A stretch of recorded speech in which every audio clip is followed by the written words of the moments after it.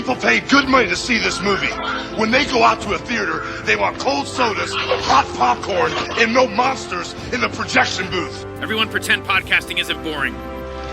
Turn it off.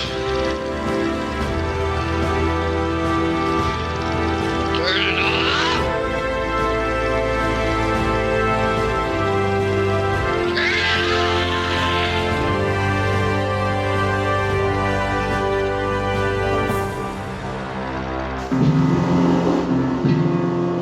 There is a place where the northern lights transform the sky.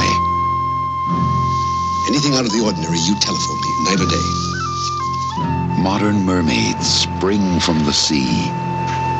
What's the most amazing thing you ever found? Impossible to say. See, there's something amazing every 2 or 3 weeks. The land breathes with an ancient mystery. Where are we? And all who witness its wonders come to believe in its magic. What about the sky? Sky, sir, is amazing. I wish you could see it. I wish I could describe it to you just like I'm seeing it. This is the new film from the producer of Chariots of Fire, Local Hero. The survey teams have found just about the only suitable bay on the entire coast. I think we should get a negotiator on the side right away. We're here on kind of a mission. Same here. I don't want to be coy with you, Gordon. We want to buy the whole place. We want to buy everything from the cliffs to the north, through to the bay on the far side. That's all. Oh boy, are we going to be rich? Peter Riegert, Burt Lancaster. Take the chopper, go to Aberdeen, get on over to Houston. I want to stay here. Run the hotel. Do little bits of business. You can go to Houston. Take the Porsche, the house, the job. It's a good life there, Gordon. Local Hero. The story of an ordinary man who cared enough to do something extraordinary. Local Hero.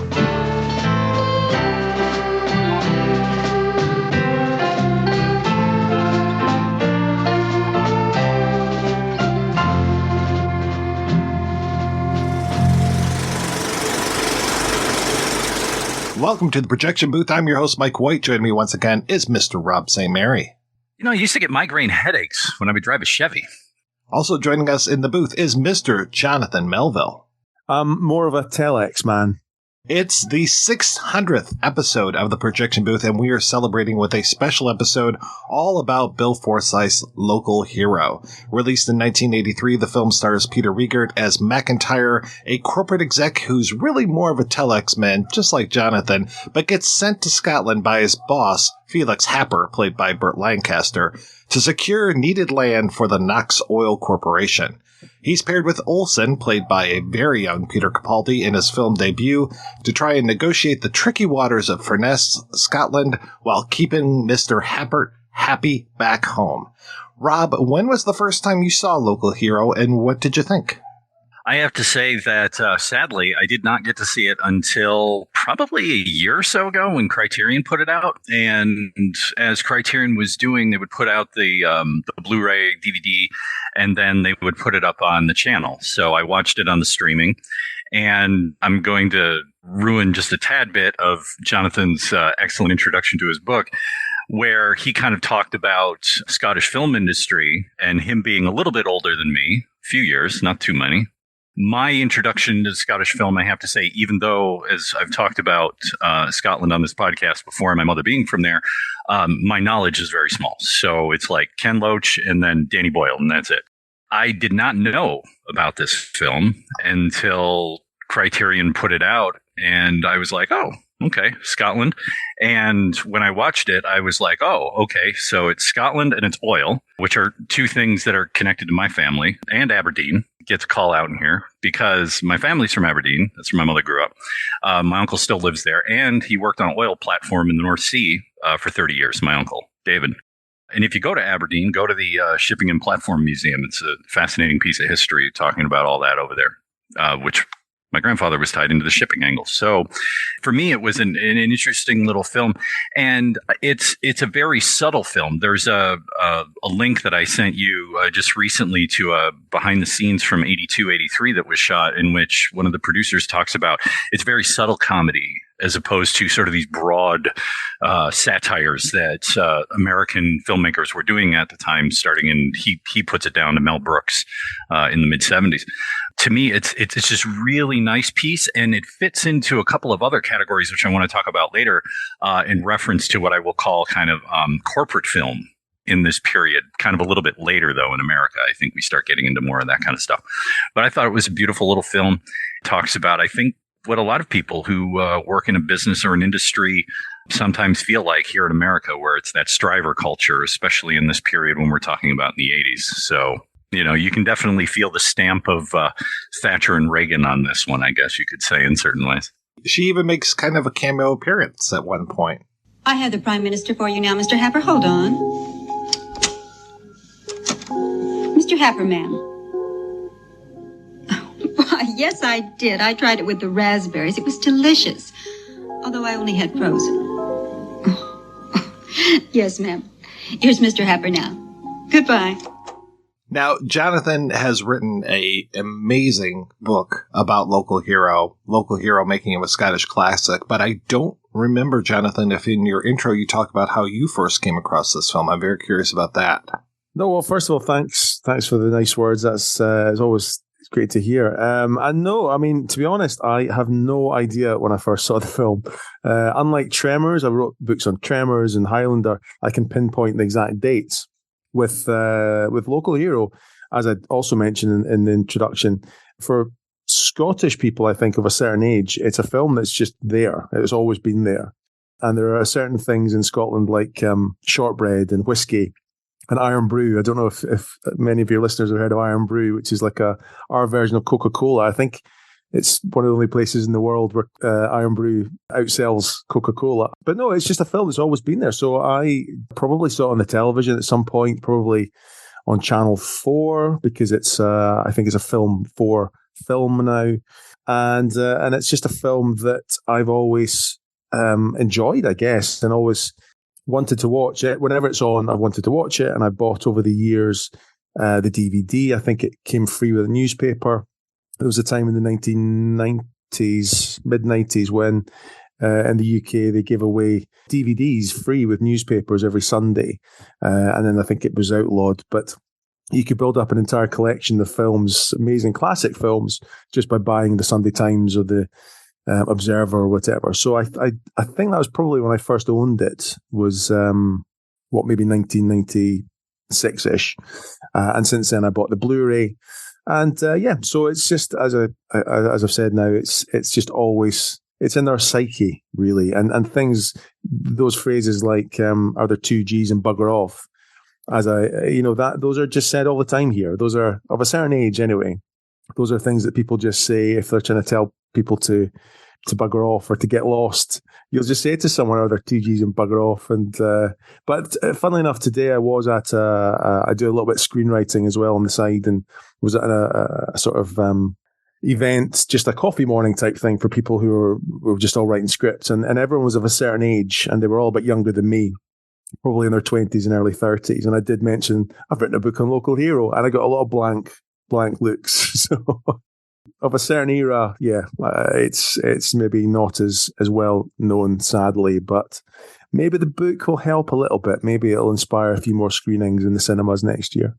I remember the cover art for this quite a bit, working at video stores, and then I didn't see this movie until probably, I'd want to say 94, 95. My ex-wife was a big fan of this one. She liked kind of smaller comedies, and this fit right in. And she also liked Peter Riegert a lot, so I remember watching Crossing Delancey with her, and a few other like kind of smaller comic stuff. And she showed me this, and I just fell in love with it. I really, really appreciate this movie. Just the fish out of waterness, Burt Lancaster, and just he cast this huge shadow across this film, even though he's not really in it that much. But my goodness, does he have presence, and just that kind of corporate madness that he has, and that he runs this major corporation, but he really doesn't do any work related to oil whatsoever. He's just obsessed with the stars and leaving a legacy, and the whole running thing with him and his therapist is amazing. And then you get over to Scotland, and just to see how MacIntyre, I love how Peter Riegert doesn't even have a first name in this. He's just MacIntyre. Just how he interacts with the locals. This movie, it's so well done. And I love that it's very, I guess, episodic, and just that you have these smaller vignettes throughout it. And it just adds up to this wonderful tapestry. And you really get to love the characters and love the movie along the way. And the more you watch this movie, the more you get out of it, and the more you notice things. And I have to say, Jonathan, I'm going to just be complimenting you this entire episode, because your book, you do such a great job of doing like a close reading of the film, also kind of taking little breaks and taking us more behind the scenes, and really making me appreciate things that I had never noticed before, and also giving me a little bit more backstory as to some of these characters and some of the things that maybe got shot and didn't make it in, or that were in the script and never got shot. It just adds to the richness of this and makes me appreciate this film even more, which I can't thank you enough for what you've done, because I already had an appreciation of this film, and now I love it even more. So thank you. Wow. No, well, thank you. And that's exactly, of course, what I wanted to do. And a lot of the observations come from me, I think. There are certain things I noticed in there. We'll probably get to them later about, I mentioned at one point, the halfway point of the film, which I'd never read about anywhere else, about the comet falling. And some of them, of course, were gathered from speaking to the cast and crew. And Peter Riegert, you mentioned him. He's incredible. I don't think I appreciated him enough, or appreciate him as well as I did until I spoke to him, and also just watched the film again and again and again. But when you speak to him, and you of course have an interview later with him in here, and I can't wait to listen to that as well, to see what you got out of him. You know, his memories of that film are incredible, and not to just go on about it, but just he was so aware at the time that he was in a classic film, which I think is incredible.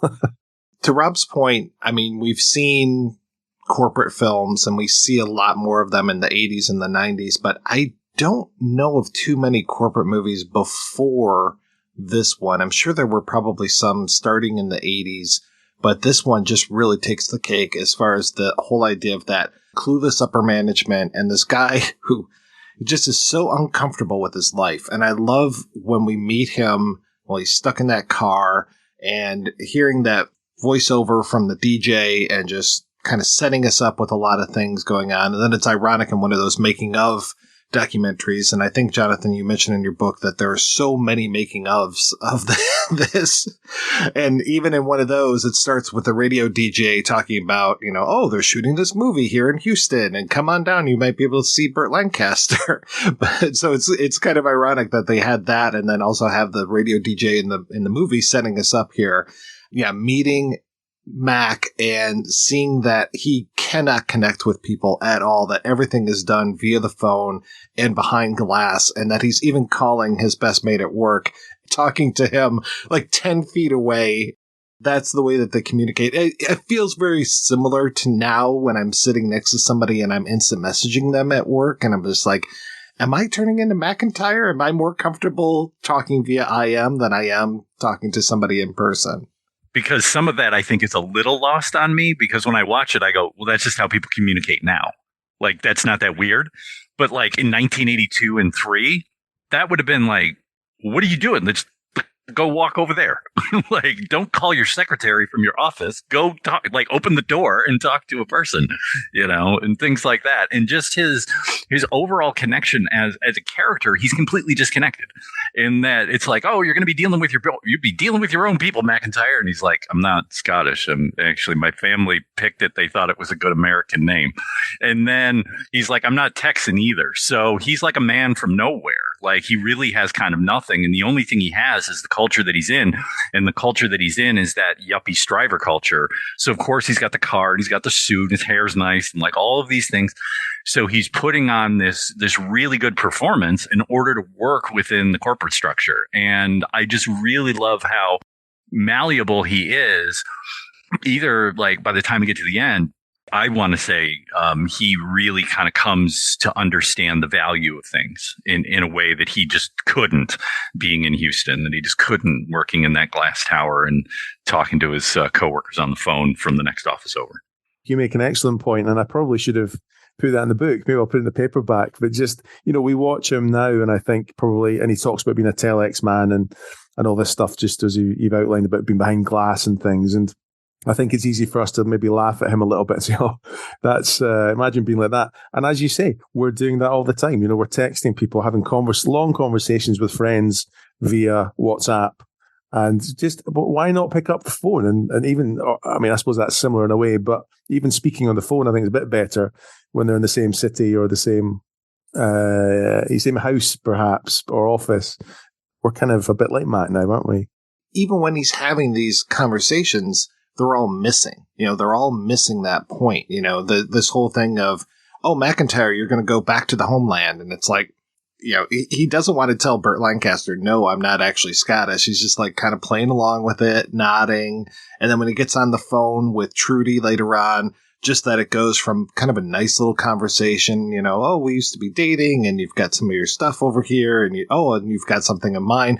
And then he's ending the conversation with go piss up a rope. And it's just like, even though he's trying to communicate, he just can't make that connection, whether it's in person or over the phone. And he might as well be behind glass, and he might as well just have the wire cut because it just isn't making it. And that he spends so much of this movie on the phone, even when he's over in Scotland. That phone box, that's why the phone box is there on, the Criterion Collection, just so many of the poster art. That phone box is his tie back home. And again, so hard for him to communicate the way that he's got to get all the 10 pence pieces so that he can do that, and just that he's being constantly interrupted and disconnected, and just it really never comes together until Burt Lancaster comes across. And then Lancaster's just like, doing a bad job here, MacIntyre. Good thing I was here to stop with that caper. We'll probably talk a little bit later about themes and things, and there feels like there's actually quite a lot in this film that you could focus on. But of course, the phone box means communication is a huge part of this film, and also, I think, kind of secrets almost, because everybody seems to have secrets, so they're keeping things from what they actually know. Does that person know that they know that they know, and that goes on to sort of like Marina. What is so much we can still talk about, but what is Marina? Who is Marina? What does she know? What does she know about the plans that her own company are undertaking? And it's fascinating. There's so much to unpick with this film. Well, even when he gets over to Scotland and the guy that's picking up at the airport, Danny Olsen, the Peter Capaldi character, that he's hiding the sign. He doesn't want the sign to be shown. He doesn't want it to get out that somebody from Knox is coming over, and is just holding it there close to him. And yeah, close to his chest. It's close to the chest, yes. And then I love your point about how he can speak all of those languages, which is a hilarious scene where he's talking about all the languages he can speak, but he can't speak Gaelic. Of all the languages that he can't speak, basically his own language. It's like Russian, Japanese, and he just lists all of these things off, and he's just like, nope, not one of mine. I'm like, wow. Yes. Well. Again, language, I suppose, is another part of this. I suppose even though everyone is speaking English, they're all, as you've said, what are they? Are they misunderstanding each other? Even though it's a common language, I suppose. So yeah.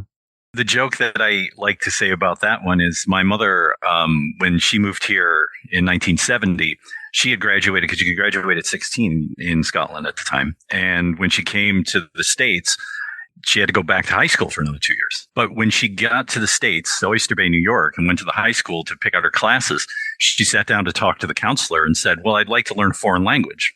To which the counselor said to my mother, well, you already speak one. To which my mother goes, no. She's like, I speak English. To which my mother said, well, I need a bloody chuchter, is what she used to say to me as a kid, which I think Jonathan would get, is, I'm not a hick, which means I don't live up in, because really Gaelic is really only spoken up way north, and up in the islands, in the Shetlands and the Orkneys, really, today. But it was just funny that, she came here and, she was from Aberdeen, which is like the third biggest city in Scotland. But obviously this counselor in high school thought she could speak Gaelic or something, The Scottish accent in this film, I think they tone it down quite well. I mean, for my ears, I don't think it's too strong, but when you watch it, do you think, oh, what was that? What did he say? Or is it okay for you?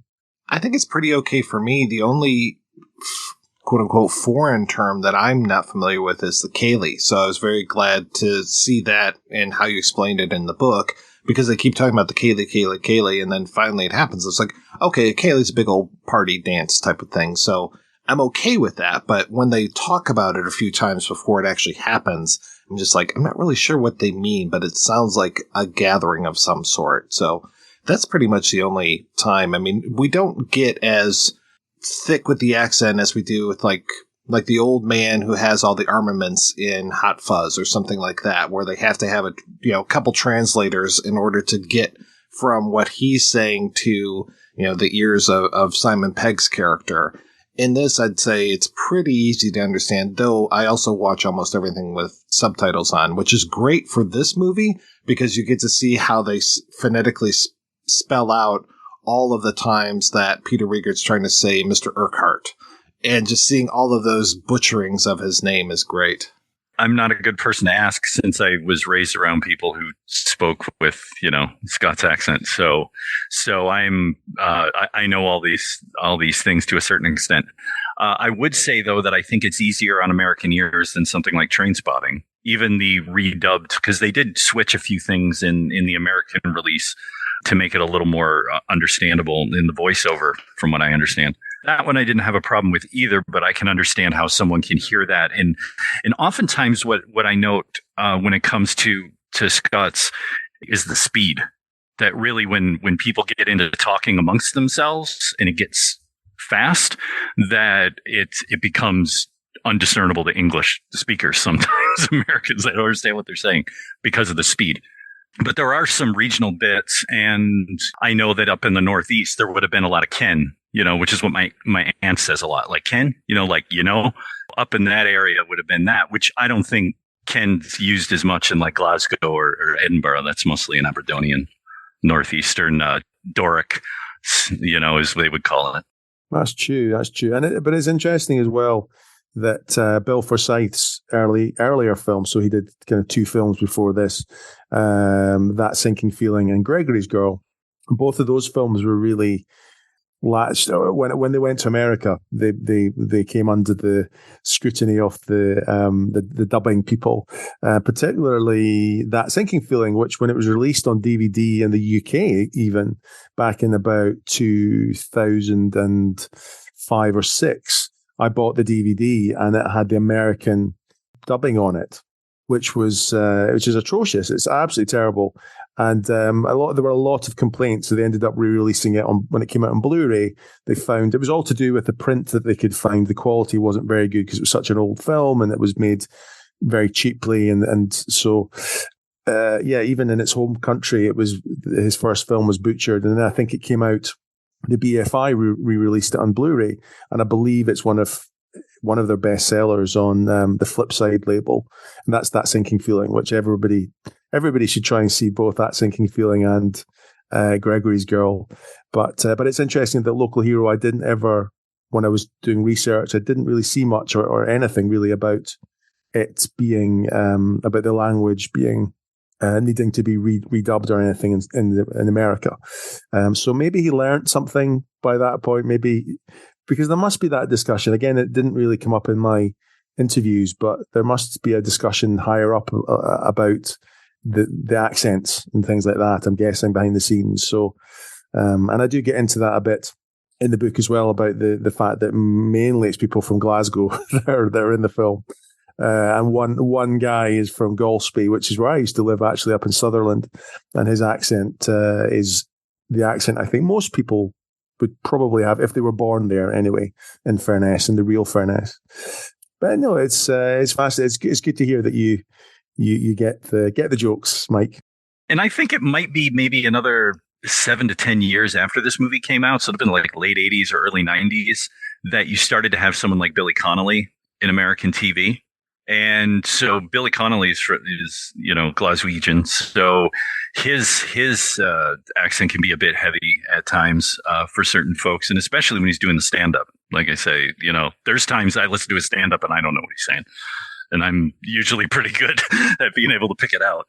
I guess, too, it's a little unfair because I grew up like with Monty Python and the Young Ones and these kind of things. So like my mom has major trouble when she's watching anything, even just British stuff. She has to turn on the captions. I mean, I'll turn on the captions for something like Sexy Beast, where it's just like, what are they talking about here? Because you've got like the criminal patois as well as the thick accents. But I'm just like, okay. But, for the most part, my ear is attuned to a lot of that stuff. Though I thought it was kind of funny when in one of those documentaries, Burt Lancaster saying like, oh, yeah, when I met with Bill Forsyth, I couldn't understand anything he was saying. I was like, Forsyth in those interviews, his accent does get pretty thick sometimes. Lancaster does say that in a few different interviews. Yeah, I think he said it was difficult working with someone who spoke no language. But that's the Glasgow. I mean, Bill is from Glasgow, so I suppose there's that. It probably round about the same area as Billy Connolly. It's pretty hilarious to watch those because there's probably like 3 or 4 different little interviews and documentaries on the Criterion disc, and I watched them all in a row, and you get to see where those interviews were kind of all taking place at the same time. It just looked like they were using different sections. There's that Forsyth in the bar, and you just see him in the bar over and over and over again, and these different things are just like, wow, how long did this interview go on? Because they just were chopping it up and using different pieces and different segments. It was pretty great. There was the one where they're kind of going back and forth between Houston and Scotland and just showing like the order that things were being made in. I mean, just fascinating stuff, and that they actually went to Houston to shoot some of this stuff, but then Happer's whole office is all shot in Scotland, which is great. They just kind of use a fake backdrop out the window kind of thing because they really want to make sure that this is set in 2 very specific locales. But then it's fascinating to me, you talking about how Furness isn't a real place and that it's kind of, and correct me if I'm wrong, it feels to me like the city and the beach are 2 different locations and they're separated by a great expanse of distance, correct? Yeah, that's absolutely right. Yes. Roger Murray Leach, who was a production designer, ended up going, I think he went himself first. He took a drive around most of Scotland, really, in his car. He knew Scotland a little bit, but he took off in his car and just went to all these little villages and towns because he had to find somewhere that had the village and the beach beside it that they could shoot on. So he went all around Scotland and then went back down to London and said to Bill, I can't find one. And I think Bill Forsyth thought it would be relatively easy because without going into all the detail about Bill Forsyth's background, he started in documentary. So he knew Scotland very well from going to the islands and go around the west coast of Scotland, which is very beautiful and rugged. And, all the sort of more mountainous areas are certainly on the west coast. Not that there are many mountains in Local Hero, admittedly, but those beaches, a lot of them are stunning, and on the islands are just incredible. He could be in the Caribbean, some of these islands. So it should have been easy, but he couldn't find it. And then they went back up, and it was kind of decided that, yes, let's film the village in the northeast of Scotland, in Aberdeenshire, in a village called Pennan, Pennan, which is tiny. And there's one road in and one road out. It's the same road. And then the beach is all filmed on the west coast. So Camisdarach Beach, it's called. And Arasig Beach is a bit there as well. So, and funnily enough, for my Highlander book, I went to Camisdarach, which was before I started doing my Local Hero book. Highlander was filmed kind of 2 beaches down. There's a scene of Sean Connery and Christopher Lambert running along the beach.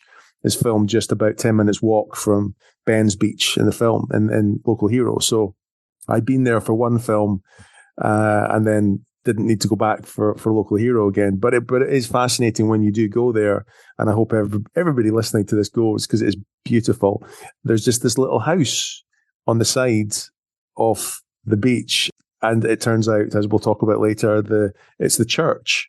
They turned it into a church. They built a fake church around this little house.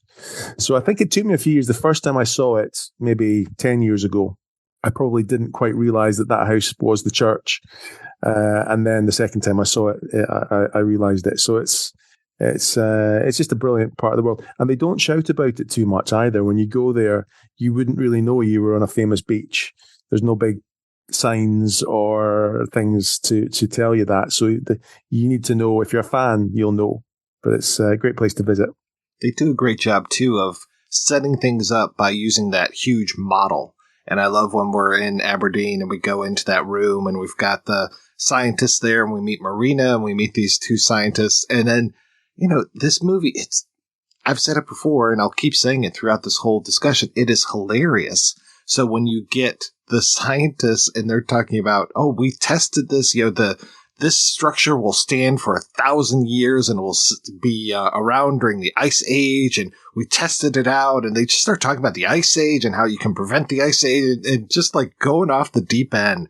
I just love it, and I love how these characters, they're so quirky, but it doesn't feel like cutesy quirky. It's just like everybody has their own form of madness in this movie, or their own little thing that they do. Like, I mean, Dennis Lawson is Urquhart. I mean, he's got so many weird quirks and stuff. Just, I love that, he's constantly fucking his wife, the way that they just pull that power move by killing the rabbit, all of these things. I know I'm kind of skipping ahead, but just everybody's got their own little things that they're doing. And it starts with, Mac and the telephone. And even before that, it starts with Mr. Happer and the way that he's falling asleep during his own presentation. And I love that they went in and redubbed all of those corporate execs' voices to have them whispering. I mean, because it starts off with a joke like that, with this amazing, like, here's this corporate video, here's the boss who's sleeping, and then having all of those men talking very seriously, but all in hushed tones is just so freaking funny to me. Because when you work in a corporate environment, you probably have wanted to sleep through those things, but knew that you couldn't. So the boss can get away with it instead. So that's, Well, I don't think it's mentioned in the final cut. I get a bit confused sometimes because I've read the scripts, versions of the scripts, and Michael know, and you guys will know this, having done enough podcasts and read all the different scripts and books. But I don't think it's in the finished film that they talk about the fact that he's asleep is because he was up the night before, stargazing. So that's why he's asleep, because that's his life. As you said, he doesn't care about the oil and all the stuff that is making him billions. He's in his little private observatory and he's watching the stars. But also just to say about those guys in Aberdeen in that laboratory type place. I remember reading an interview I mentioned the screenwriting stuff. I've been reading lots over the last few years about screenwriting, and Stephen J. Cannell, who created the A-Team, I read a great interview with him, and he said, always give your characters a yesterday and tomorrow, so that any character has a past, basically. And I think that's exactly what you're saying about those guys. There's an underlying tension there where they talk about how the Ice Age and how they could force an Ice Age and things, and how I think it's the people above them. Clearly, this guy's crazy. Geddes, I think it's Geddes, and who played by the brilliant Ricky Fulton, who is one of Scotland's. He's like the Bob Hope almost of Scotland. He's kind of one of those actors / comedians who was for decades just always there. He was on television every Christmas. He had a thing called Scotch and Rye, and it was on Hogmanay, sorry, not Christmas. So Hogmanay, which is New Year. So everybody would watch him. Millions of people would watch him every New Year. But to see him there just with this sadness because he's not getting to do his mad experiments is amazing. So, and that's just something that goes through the film is all these amazing characters who all have a backstory, even though we just get that little glimpse of it. And so many films, of course, just don't do that. And so many writers don't put that into their scripts. People come on, they're quirky, for no real reason. Whereas with a lot of these characters, okay, there's a quirkiness, but it's almost like you can sense that there's a backstory to every single one of them. Bill Forsyth is a bit of a genius with that stuff, I think. And for me, the miniature really kind of sets up several different things. One, the geography of the place, so that way we know, okay, this is what they're planning to do. We've seen this is the goal. And I also think that it sets up this aspect of, I guess, like madness or something. Like there's this piece of just, wow, you guys are really, you would go out of your way to spend all this money to build this thing. And then it was funny because I just recently watched, and sadly they don't distribute his stuff technically in the US, but Adam Curtis. And Adam Curtis does a lot of documentaries for the BBC. You can find him bootlegged on YouTube. And if you haven't seen any of his stuff, it's great. But the latest one that he did is on, it's called Trauma Zone, which is about basically the fall of communism in Russia and then the fall of the capitalist experiment. So it's like mid 80s to 1999. And then Putin comes in at the very end. But there's a scene in there where there is a miniature like this. And it's about for warfare, or there's some sort of planning exercise that the Soviets were doing as part of their 5-year plan. We're going to do the 5-year plan. We're going to build this town. So they had this little miniature version of it. And I just remember little explosions going off and stuff. And he's showing this stock footage. So it just recalled these scale models of maybe military exercises or something like that, and putting it into that kind of context, I guess, for me. I just want to hit again on that yesterday and tomorrow thing, because that is brilliant, and you do get that feeling. You get that we have Trudy in Mac's backstory. You've got even Happer when he's talking about, I saw the Northern Lights in Alaska a few years ago, and just everybody has something. You have even Danny just talking about his languages. Obviously, he's had to learn all of these languages, so he's got a bit of a pass as well. So yeah, I really appreciate that. And then that we get a literal yesterday and tomorrow when they're driving into the village, and we get the fog bank. And that scene is great. And I love that you compare it to Brigadoon. And I tried to watch Brigadoon. That one's a slog, man. It's not that good, but I appreciate that it has that same idea of going through the fog bank and being in this mystical village, and just that they spend the night there in the car with Trudy in the back seat. And so Trudy, sorry for listeners at home, Trudy is the name of Mac's former girlfriend, but also the name of a rabbit that they hit with the car. And I mean, again, with great lines, just shouldn't we hit it with something big and put it out of its misery? He's like, well, we just hit it with a 2,000-pound car. But them going into the village. And then I know I've seen this kind of thing before, and I think it might have been I Love Lucy or something, or maybe some other movie. I remember specifically in I Love Lucy, it was one of those where they're traveling to Los Angeles. And I don't know how many, if that took a whole season or if that was half of a season, but they get stuck in a little podunk town with Tennessee Ernie Ford, and Tennessee Ernie Ford is the sheriff or the cop or whatever, and then they take him in front of the judge, and Tennessee Ernie Ford steps up and he's behind the platform in the judge's chamber. He's like, "Oh, I'm the judge too," and that so reminds me of Mr. Urquhart, who's just doesn't say what his name is, but he's just running the inn. But yeah, don't worry, Mr. Urquhart, the lawyer, will be over in his office by 9 a.m. I can guarantee that. And just that Gordon has such a presence in the town, and that he really is just trying to rally everybody to just listen to him and wait and see and get as much money out of these Americans as he possibly can. And he just immediately, as soon as they come in, he's just sniffing that money. But it doesn't seem malicious. It could be in the hands of somebody else. This movie could be, the townspeople are all against these two guys that are coming into town, and they're going to do whatever they can to up the price and just keep jacking up that price and figuring out ways to squeeze more money out of these oil men. But it never seems, that is there, that they are trying to get the price as good as they possibly can, but there's no maliciousness. It feels very genuine, even though, to your point, there are a lot of secrets and there's a lot of conversation going on behind the scenes, especially the church scene that we'll talk about. but it never feels like they openly hate Mac, even though he mocks him a few times. We have a rabbit also. But it doesn't feel like he dislikes Mac, and the way that they kind of they're really mates by the end of this film. Now, these are very different films. Maybe no one else quite sees this, but I adore Wake and Fright, the 1971, I think, film, Australian film. Adore that film.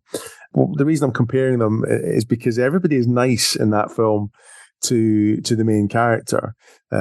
John Grant, I think. I'm just trying to remember. It's been a little while since I watched it, but everybody's nice to him. Nobody's nasty to him. And yet bad things happen to him.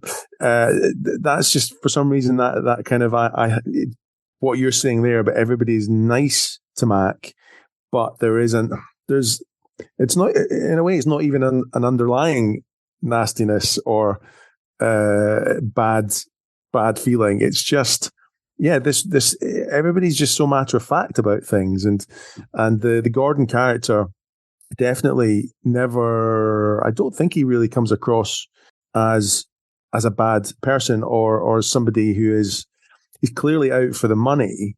But no, it is fascinating that you can have a character, and clearly the whole village, in fact, at a couple of points, are trying to, just get the best deal they can. And yet everybody's nice. And I just think it's fascinating because not many films can do that. I think it's either just that black and white thing, isn't it? It's okay. They're the scheming businessman or the scheming locals or the sort of redneck characters that are just out to get whoever. So no, just it's so brilliantly done, and that you can have this affection then that grows, of course, between Mac and Gordon. And they're of course they're not meant to be enemies. They're meant to be doing a business deal, but even then they don't really come across as business rivals. There's just this. It's more a friendship that grows between them. So it's such a fascinating way to do that, and brilliantly done. As the movie goes on, Mac is becoming more and more and more fascinated, ingratiated with the village, and just that he is. After a while, he just doesn't care. There's that moment where they're in a kitchen later on, and he's like, I don't know, pounds or dollars, what is it? And he's just like going back and forth. It's like, by that point in the story, it's just like, I don't care what you guys want. It almost feels like he should just be like, listen, the top number is 60 million, and that's, let's end negotiation. By that point, he has really started to fall in love with the whole town of Furness, and I love it. I love that he wants to become, and the name of the movie is Local Hero. And when you think about the locals, I mean, there are very few locals in this movie. I would say that probably Ben on the beach is the local hero. And it's not Mac, because he's not local. It's definitely not the preacher. He's definitely not local. And I love that he's kind of like the pre-Mac. Like, he came here all these years ago and just kind of got stuck there. And it's kind of, again, that Brigadoon comparison is really apt. That it's just like, you come in, the fog lifts, you're in Furness, and then you just never escape. And I think that it's great that way. I think that the preacher is just like, oh yeah, now I'm part of the community. He's right there, and he's listening to Gordon. Gordon's telling him what to do. I mean, Gordon really tells him what to do quite a few times. It's just like, Gordon, we're 5 pounds short for this or whatever. It's just like, give this man more money, or like keep this guy busy. He's just telling the preacher what to do. It's like very, he is kind of the de facto leader of the entire group, which I really like that. And I love Dennis Lawson. He's so great. I've only really been exposed to him a few times. Obviously, Wedge Antilles from the Star Wars films. But then I watch, was it New Tricks, the BBC show with the older cops in there. He's great in that. Anytime I see him show up in something, he's terrific. But I really like his role in this. And I mean, he, like everybody else in this village, is somebody that I want to get to know more. Every single person, be it the kid on the motorbike, or the old man who constantly is repainting the sign on his boat. I mean, every single one of those characters is somebody that I want to get to know more. I suppose I've said before already just about that the way that Bill Forsyth has written them and given them that amazing background, even though you don't see a lot of it. And the fact that in a way we shouldn't like them because they're the ones like Mac. What we don't see in the film and what is touched upon in the script a little bit more is the devastation that this oil platform and this village is going to be wiped off the face of the earth, and that's a huge thing. And it's mentioned a little bit about Mexico, I think it was, where Mac had his previous adventures, and at one point in the early draft of the script, he's called I think it's Mexico Mac. There's some strange things with sort of nicknames for people, and so that's kind of phased out. But I think if they had left some of that dialogue in there, the audience would be going, "Wait a minute, this is." Because I just don't think it really registers too much as a viewer in this version that yes, these people are quite happy to see their beautiful village destroyed and take the money and run. So yeah, in a way, what you're saying, you shouldn't in a way be saying that, but brilliantly you are, and we want to meet these guys and go and have a drink, a pint or a whiskey in the bar. Very, very clever.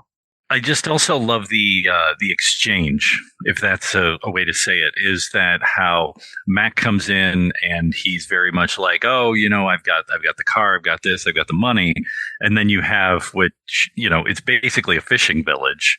And you've got the various fishermen talking among themselves about getting a Maserati or a Porsche. And it's like, you can't have the Maserati. What are you, nuts? And they're like going back and forth. So I love how it's like, he exchanges this aspect of himself with the village, and then he kind of adopts the village, because by the end, where he starts to wear those sweaters, like the men in my family wore those kind of sweaters in the late 70s and early 80s. So he looks the part of people from that, neck of the woods. You stopped just a second too soon when you're talking about the Rolls Royces and the Maseratis. Oh, well, you don't want the Maserati. How are you going to carry around a couple lambs in there? Right. You need the Rolls Royce for its versatility. Yeah. So I just love that. Well, so it's just that way that the Bill Forsyth does just drop in on some conversations, and I think the Cayley is of course the main time that we will see that, but it's like he is eavesdropping, isn't it, on different conversations, and there's just that snippet there of Maseratis and Rolls Royces. Well, those two old guys at the Cayley who are talking about things, just, the younger people, they're all into this, and it's like, well, how much did Gordon offer you? Oh, 1.5 million, and he's talking in like 10% of this or that or the other thing. And just that after they're done talking, how they kind of like smile and start to dance and stuff. And I'm just like, oh, that's really nice. Like, you think that they're really angry about this, but then secretly they're just like, yeah, things change and we're going to cash out and make a lot of money off of this deal. And I think even in more kind of smaller ways too, like I didn't think about it until a recent rewatch, was the whole question around Scotch, right? Because when he gets there, they're like, oh, this is I don't know, it's like a 42-year-old Scotch or something. It's some very special vintage. And then he goes to the Cayley and goes, I don't have any more of that. And he goes, okay, well, how about this? And he like does the math, like give me 212 and 48, year old scotches and put them all together. So he goes, okay, that'll work. So the idea of, okay, you're used to having these fine vintages. And then by the end, he's like, I'll take what the common folk enjoy. I don't need the special stuff anymore. Jonathan, you bring up something really fascinating too in your book, which is why Danny? Why have Danny at all in this movie? Because really, you could take the Danny character and the Mac character and smush them together into one and give this character this whole, either it's Stella, and we'll talk about Stella, or it's Marina, because really you don't have Mac have a romance, but you have Danny have the romance. And it's like, okay, you're taking that away from your main character, which is odd because most of the time you're like, oh, fish out of water. He comes in, he falls in love with the girl, he doesn't want to leave. But Danny is the guy who has that side adventure, the way that he runs down to the beach every single morning trying to find Marina, who is a scientist / possible mermaid. And I always enjoy that when we find that she's got these webbed toes, and she seems to know a lot more about some things than she maybe should. She's got this whole thing how she proposed, and talk about corporate stuff. She proposed to the corporate bosses, how about we turn this into this whole marine wildlife conservation center? And I want to say that Knox probably saw that, and that's probably what put Furness on their radar and just said, oh, Furness, this would be a great place. Like, check this for oil deposits, and this is the best place to drill.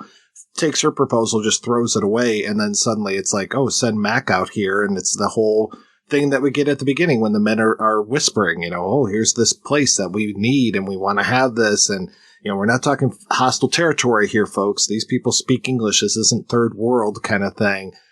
So, yeah, this whole idea of taking Danny and putting him off to the side and letting him have this romance, I really like that. And I like that we do have these two very strong protagonists rather than just one, rather than just Mac, because we get to see how the village changes both of these men.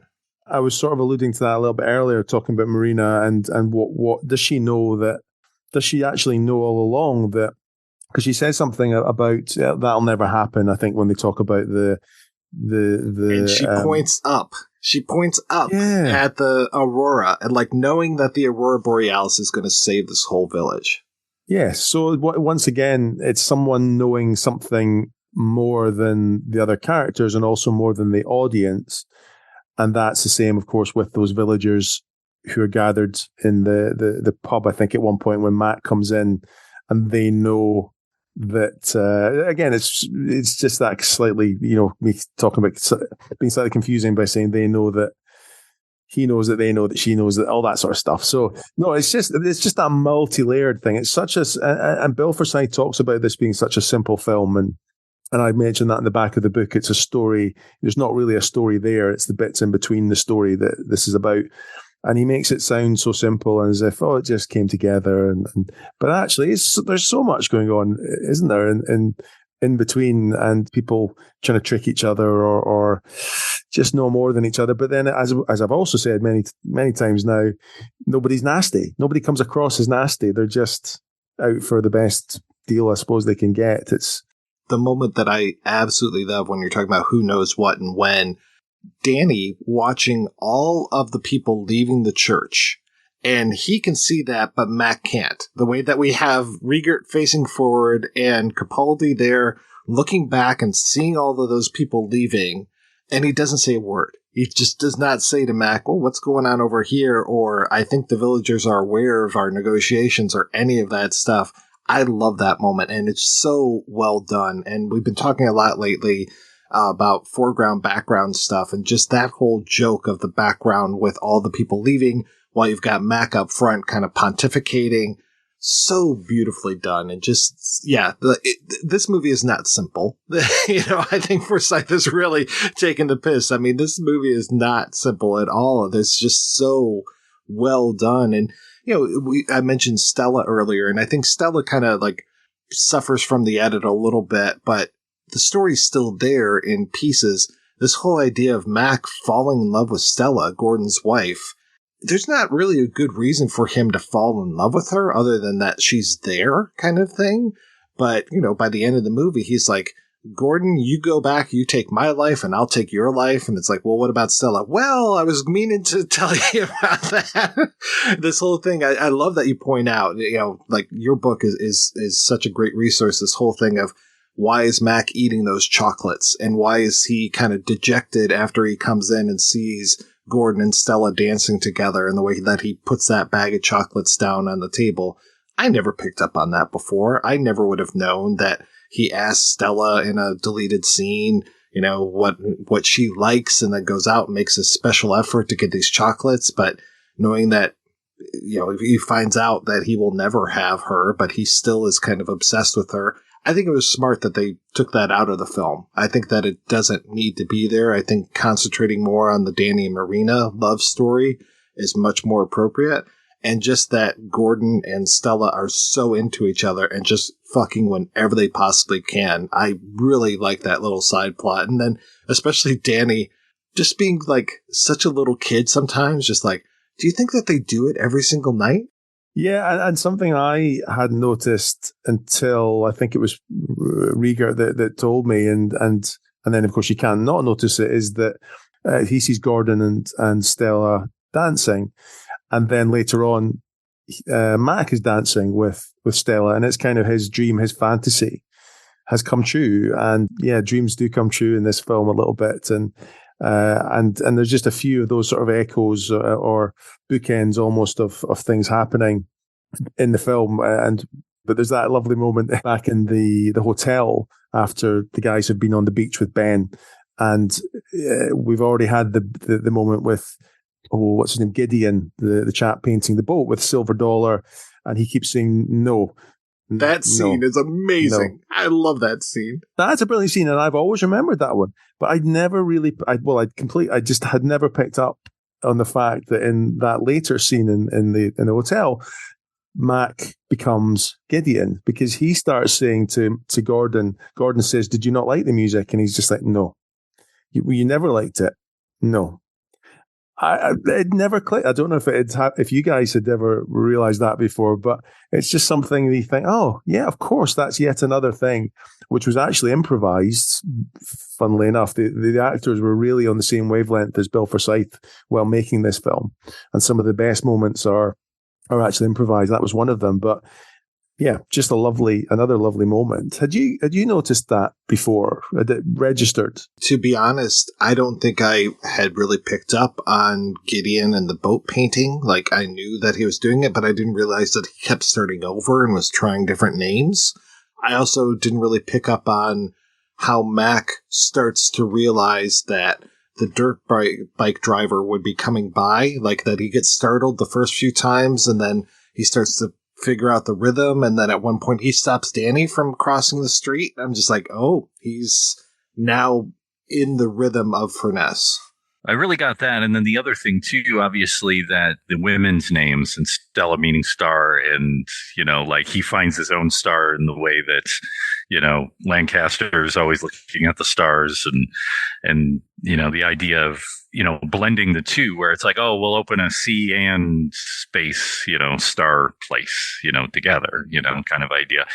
But the other thing is that it does have certain tropes of the time, and one of the things that I put in here is like, oh god, I'm like, I think he was kind of making fun of that in film, but at the same time it feels a little dead on. There's kind of that drooling straight guys looking at the girls in the bikini kind of thing, where Marina dives into the miniatures tank to do something, and they're just kind of like, mouth open, like can't really talk to her, while she's in the bikini. So I'm just like, that's a gag that I've seen so many times in 80s films, like woman in a bikini and the guys can't think straight. And the way that Mac and Danny, the way that Danny's got her coat and Mac's like, no, and takes it away from him so that he can be the one to give her coat back. It's like, oh, is there going to be romantic rivalry here? And I'm so glad that there's not.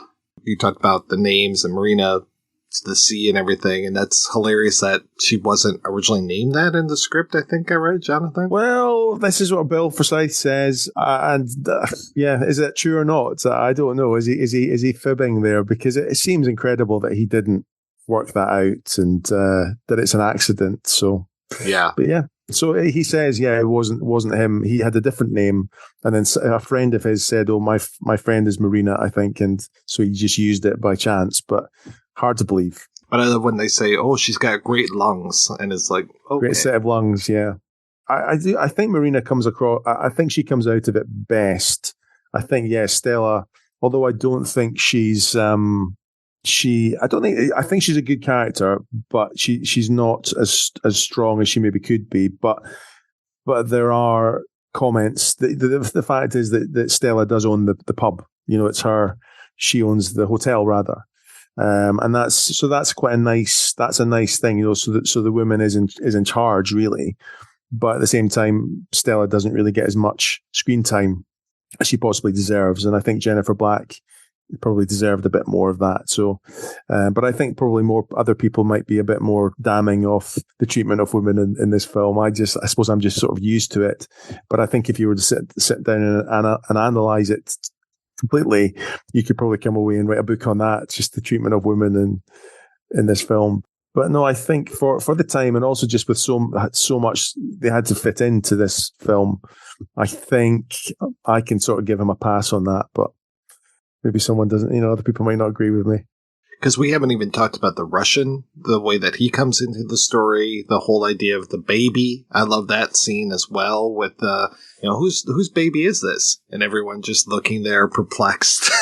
And it's like, well, maybe it's the Russians, maybe not, we don't know. And just, yeah, that whole thing and how the Russian is there for the Kaylee, but he just immediately comes in for the negotiations as well.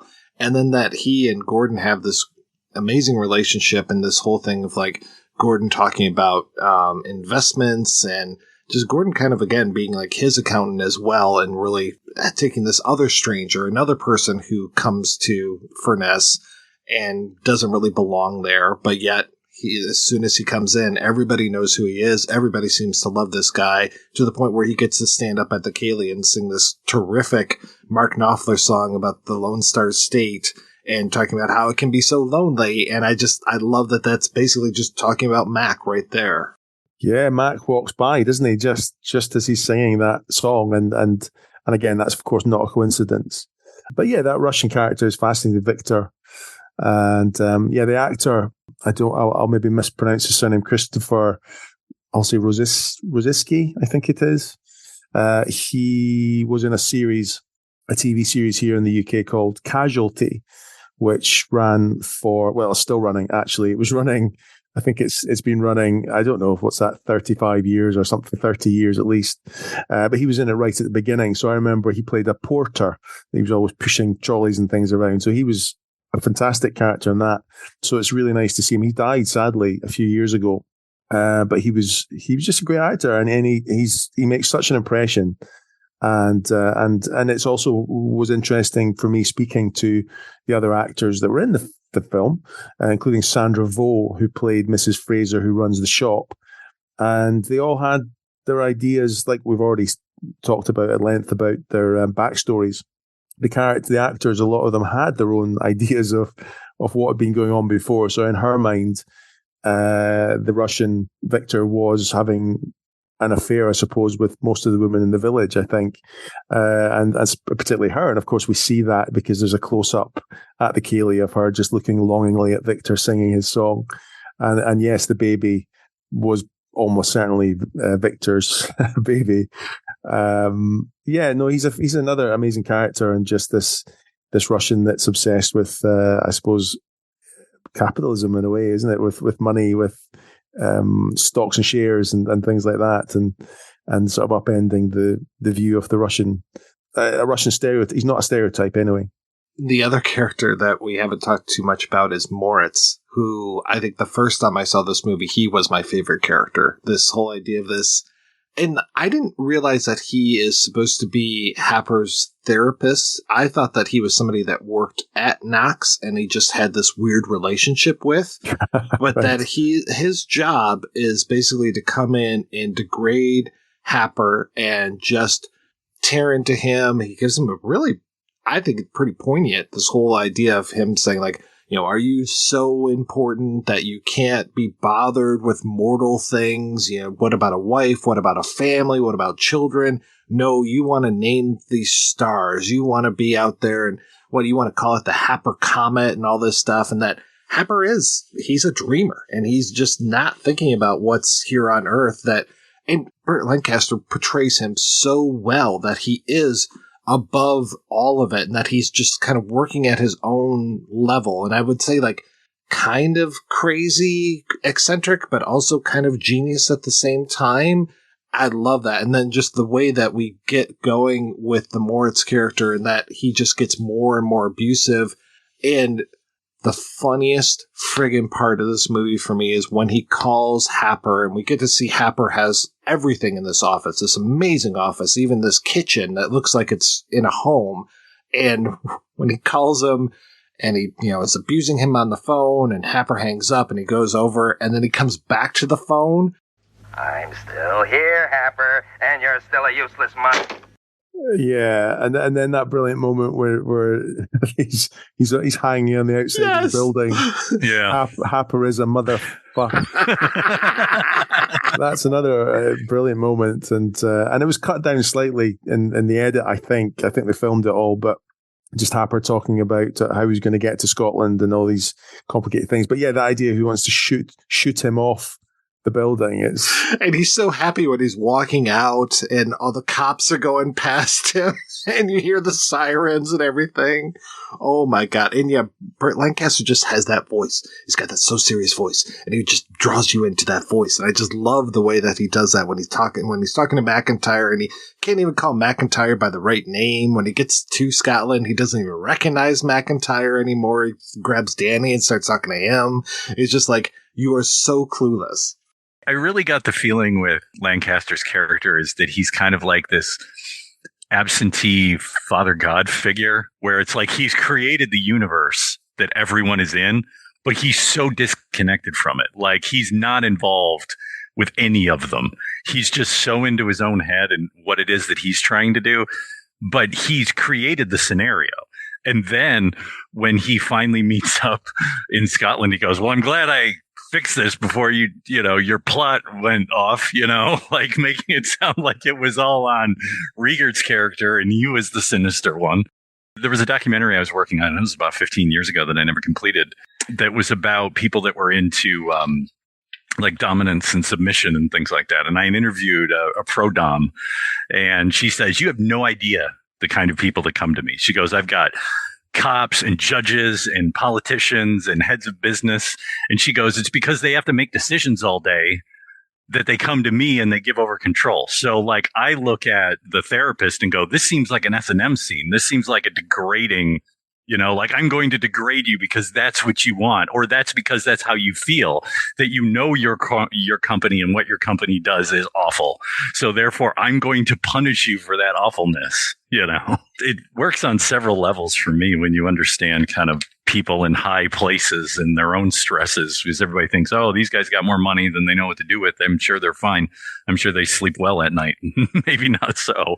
Yeah. And Bill Forsyth talks a little bit about how he didn't, obviously Happer is crazy, but I think Bill almost didn't tell Lancaster his full view on what Happer was or who he really was.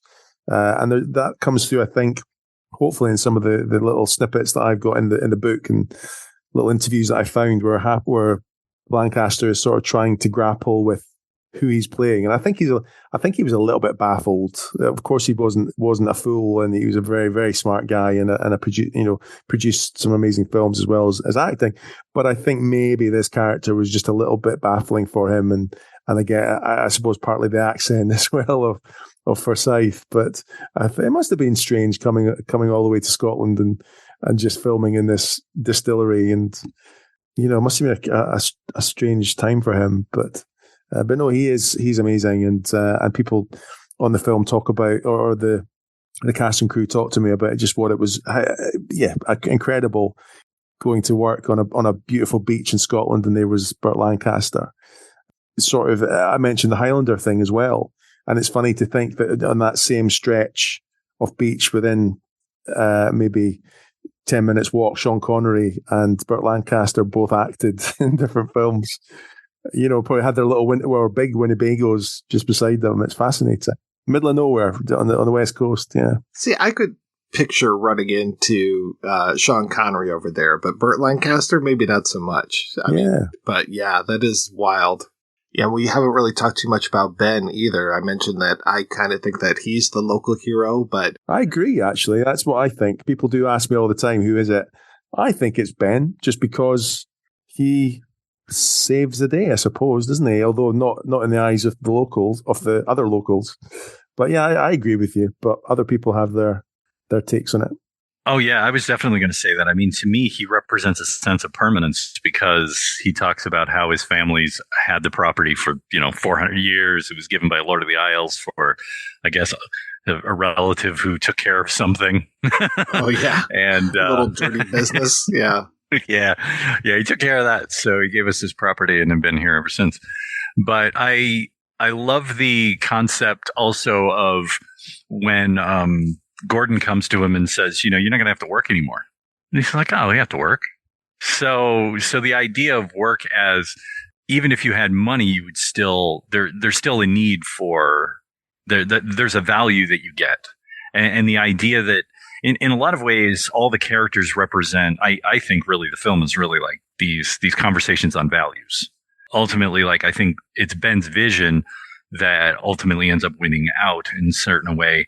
And I like how in the conversation in the that behind the scenes that I sent you, where they were saying, well, why didn't you show them talking? Why didn't you show Lancaster's character and Ben talking it out and coming up with the negotiation? And he goes, I wouldn't even know what to write in there. And he goes, plus anyway, it's kind of like the Pope, where he talks about in the interview, he goes, the white smoke goes up and it's like, right, okay, it's been decided.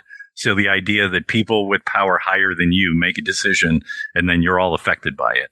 And these kind of strata or levels of power within a society or within an organization in this way. So I just thought that was interesting.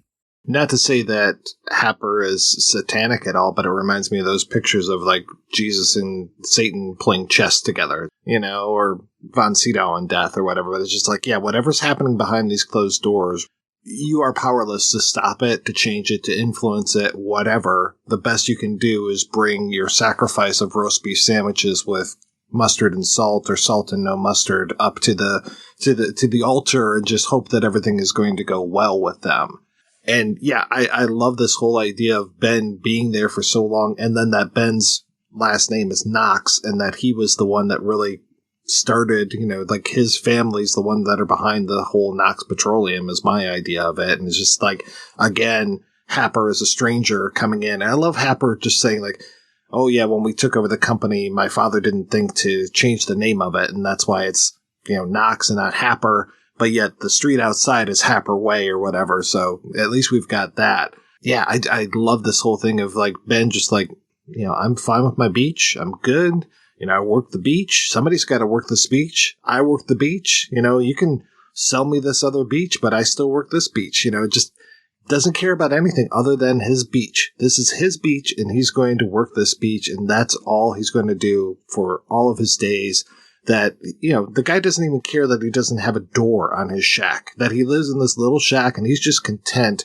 And Jonathan, I will again give you some kudos, because I never noticed how many times we see Ben in the film before he becomes a character, before he actually starts to show up, and before Dennis says, we've got a problem, Ben's beach, and the beach is Ben's, that he owns this. And it's just like, oh wow, like he was in this for so much. And so after I read your book, I was just like, oh, there he is. And then also the animals, and how many times dogs show up in the movie. Like I remember specifically the dog stopping the car, but I don't remember how many other times the dogs show up in this movie.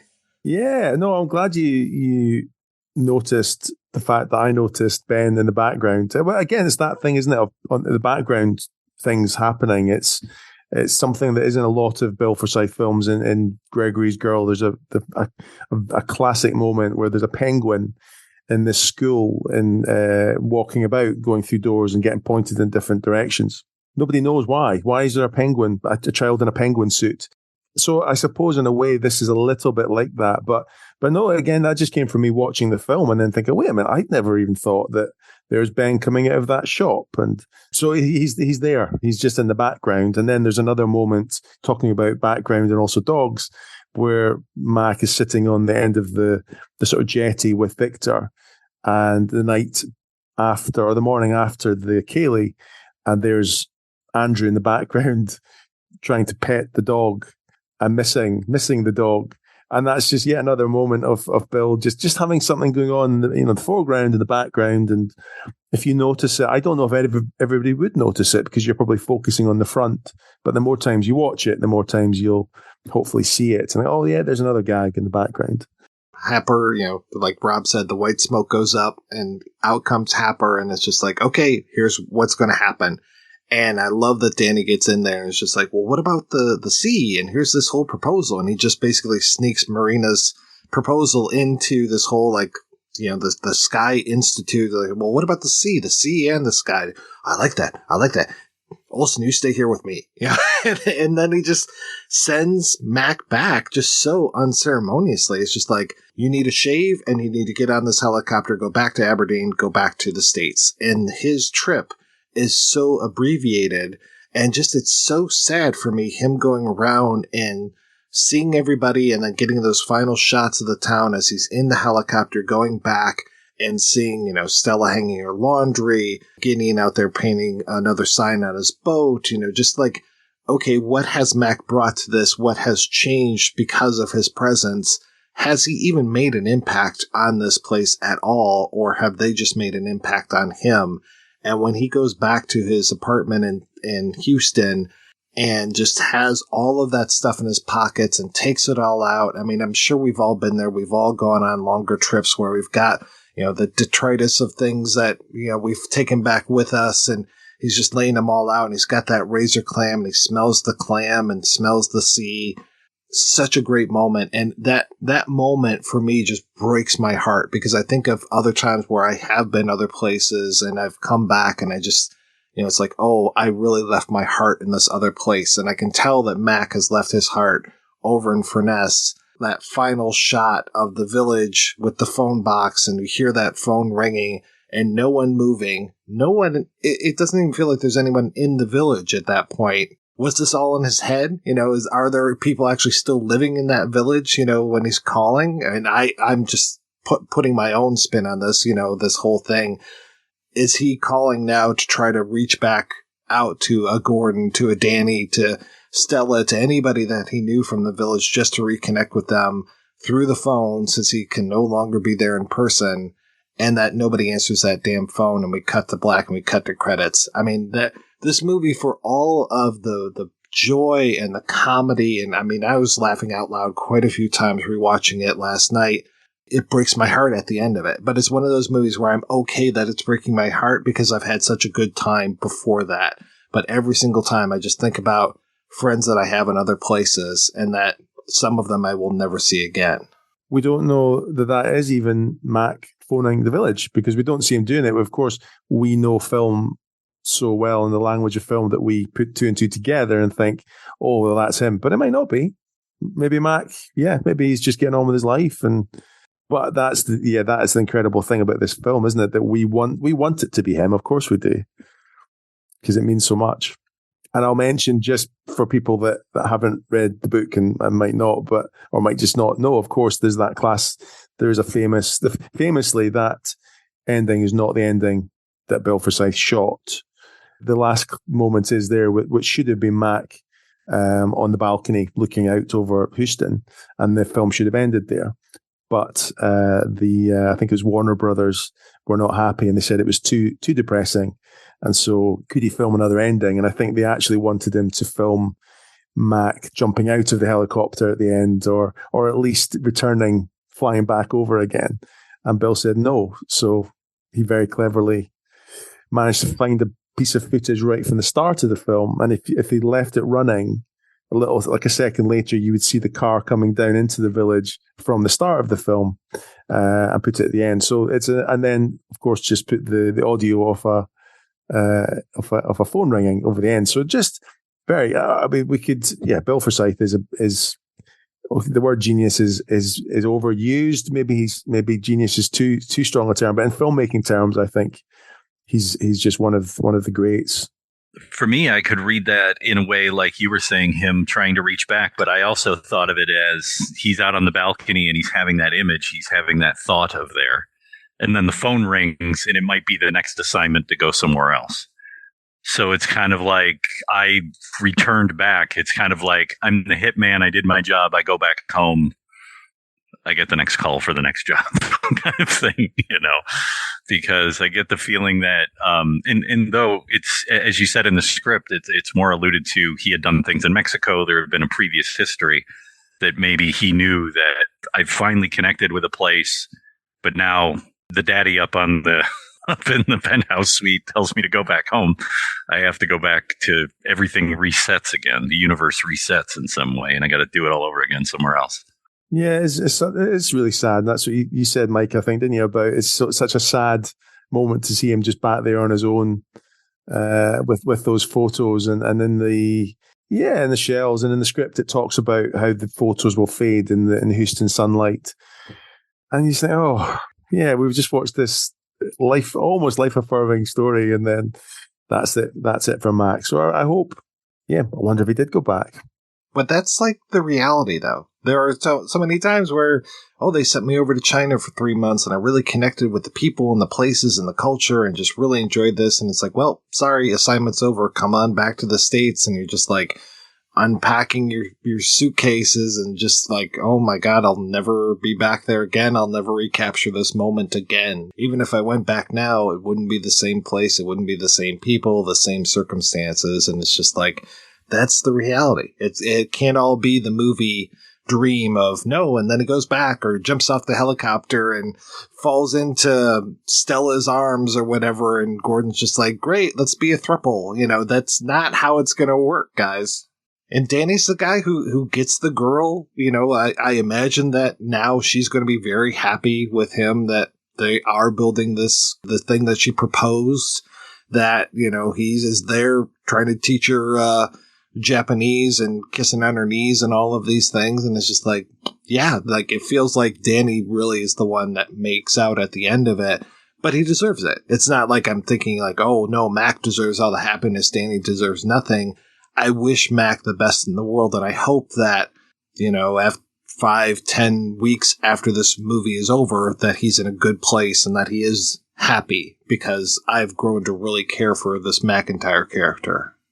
Yes, and it's also there's that moment with Happer on the beach and Danny and Mac, when Mac realizes that once again, as I've said many times, there's that thing, something going on behind the scenes that Mac doesn't know about, which is Danny having that conversation and coming up with that plan. And just that look on his face, and I think what does he say to Danny? You didn't tell me about that, Danny. Something like that. And he said, oh, well, it was just something that happened. And you think, oh, just that look on his face, just those looks that Riegert does. The more I watch this film, the more I appreciate, like I said earlier, the more I appreciate Riegert and what he's doing and not doing in a way. But without Riegert, anyone else doing that just would not have the same looks and the same expressions and the same underplaying it so much. And letting other people, he talks about this in the book, about letting the other actors being, rubbing their grubby little actor paws together because they knew they were going to be the star of a scene. And just, he was so generous to let other people steal a scene, really. Yeah, really, really appreciate Peter Riegert just so much more after watching this film again and again. It really works. The more you watch this film, the more you get out of it. It's really does work.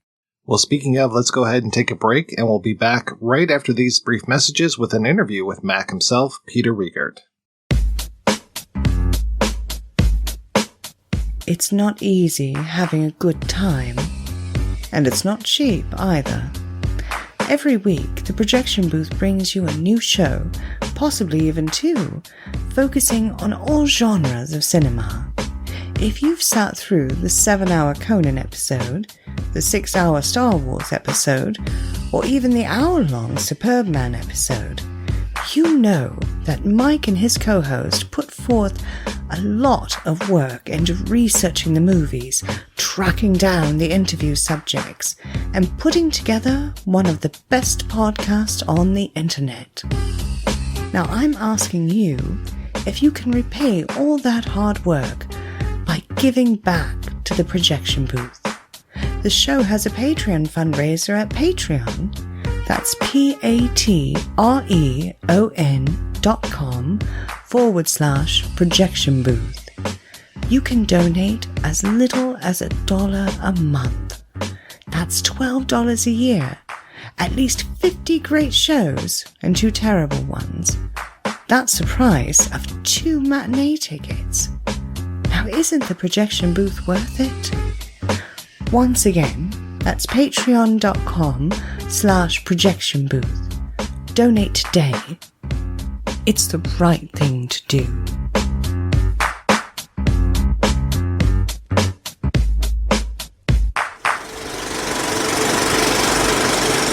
thank you again for your time. I'm super excited to talk to you about Local Hero, but I'd love to know where you were in your career before you even got the role for Local Hero.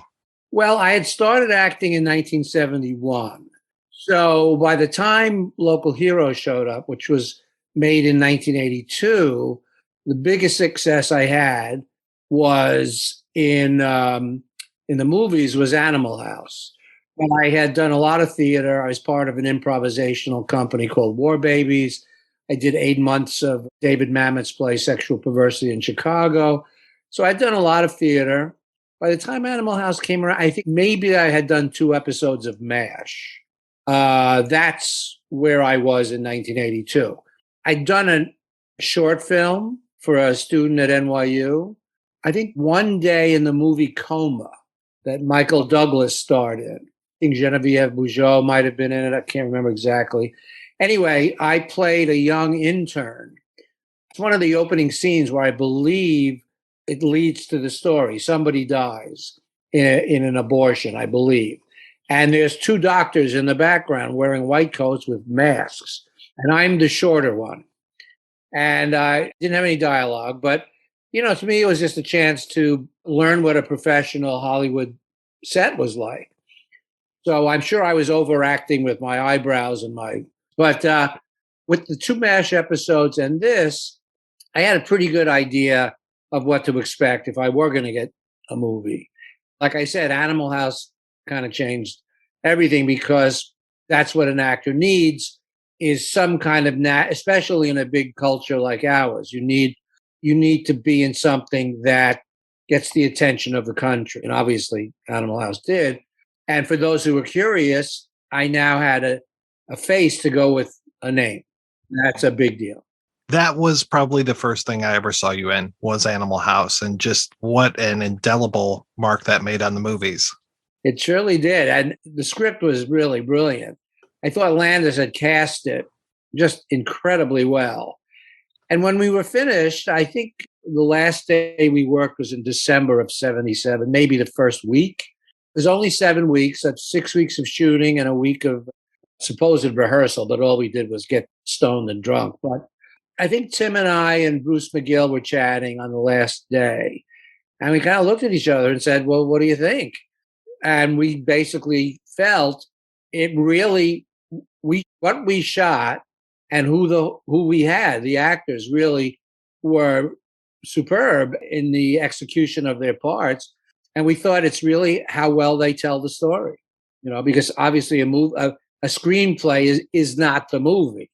It's the editing of what you shoot that becomes the movie. And as it turned out, 8 months later, we were thrilled and delighted. But it's not like anybody knew, that everybody, that I always get that question. Did you know? No, I knew what it could be, but no one knows what the reaction's going to be. I remember thinking at the time, wow, could this be the most successful movie I ever do? That's how big it was. And it probably was. Outside of maybe The Mask, it was a cultural phenomenon. Do you go into every project thinking this could be another thing that sets the world on fire, or you just kind of hope? No. Even early on, my choice was to follow my instinct, choose what I liked. It could be the screenplay, it could be the director, it could be the cast, it could be the location, it could be the money. There's lots of reasons that go into yes. And once I feel comfortable that I've said yes, for the best. There's 4 things that could happen. You can do a project well and it fails. You can do a project well and it succeeds. You can do a lousy project that succeeds and a lousy project that fails. Those are the options. And no one knows, which is the famous, you've been doing your podcast a long time. William Goldman is the famous creator of that, or the author of that phrase, nobody knows anything. And he was pretty smart as a screenwriter and as a novelist, You did Chilly Scenes of Winter shortly after Animal House. Love that movie. Absolutely love that movie. Thank you. Yeah, that was a very lucky. People ask about breaks, and it's never one thing because it has to happen constantly.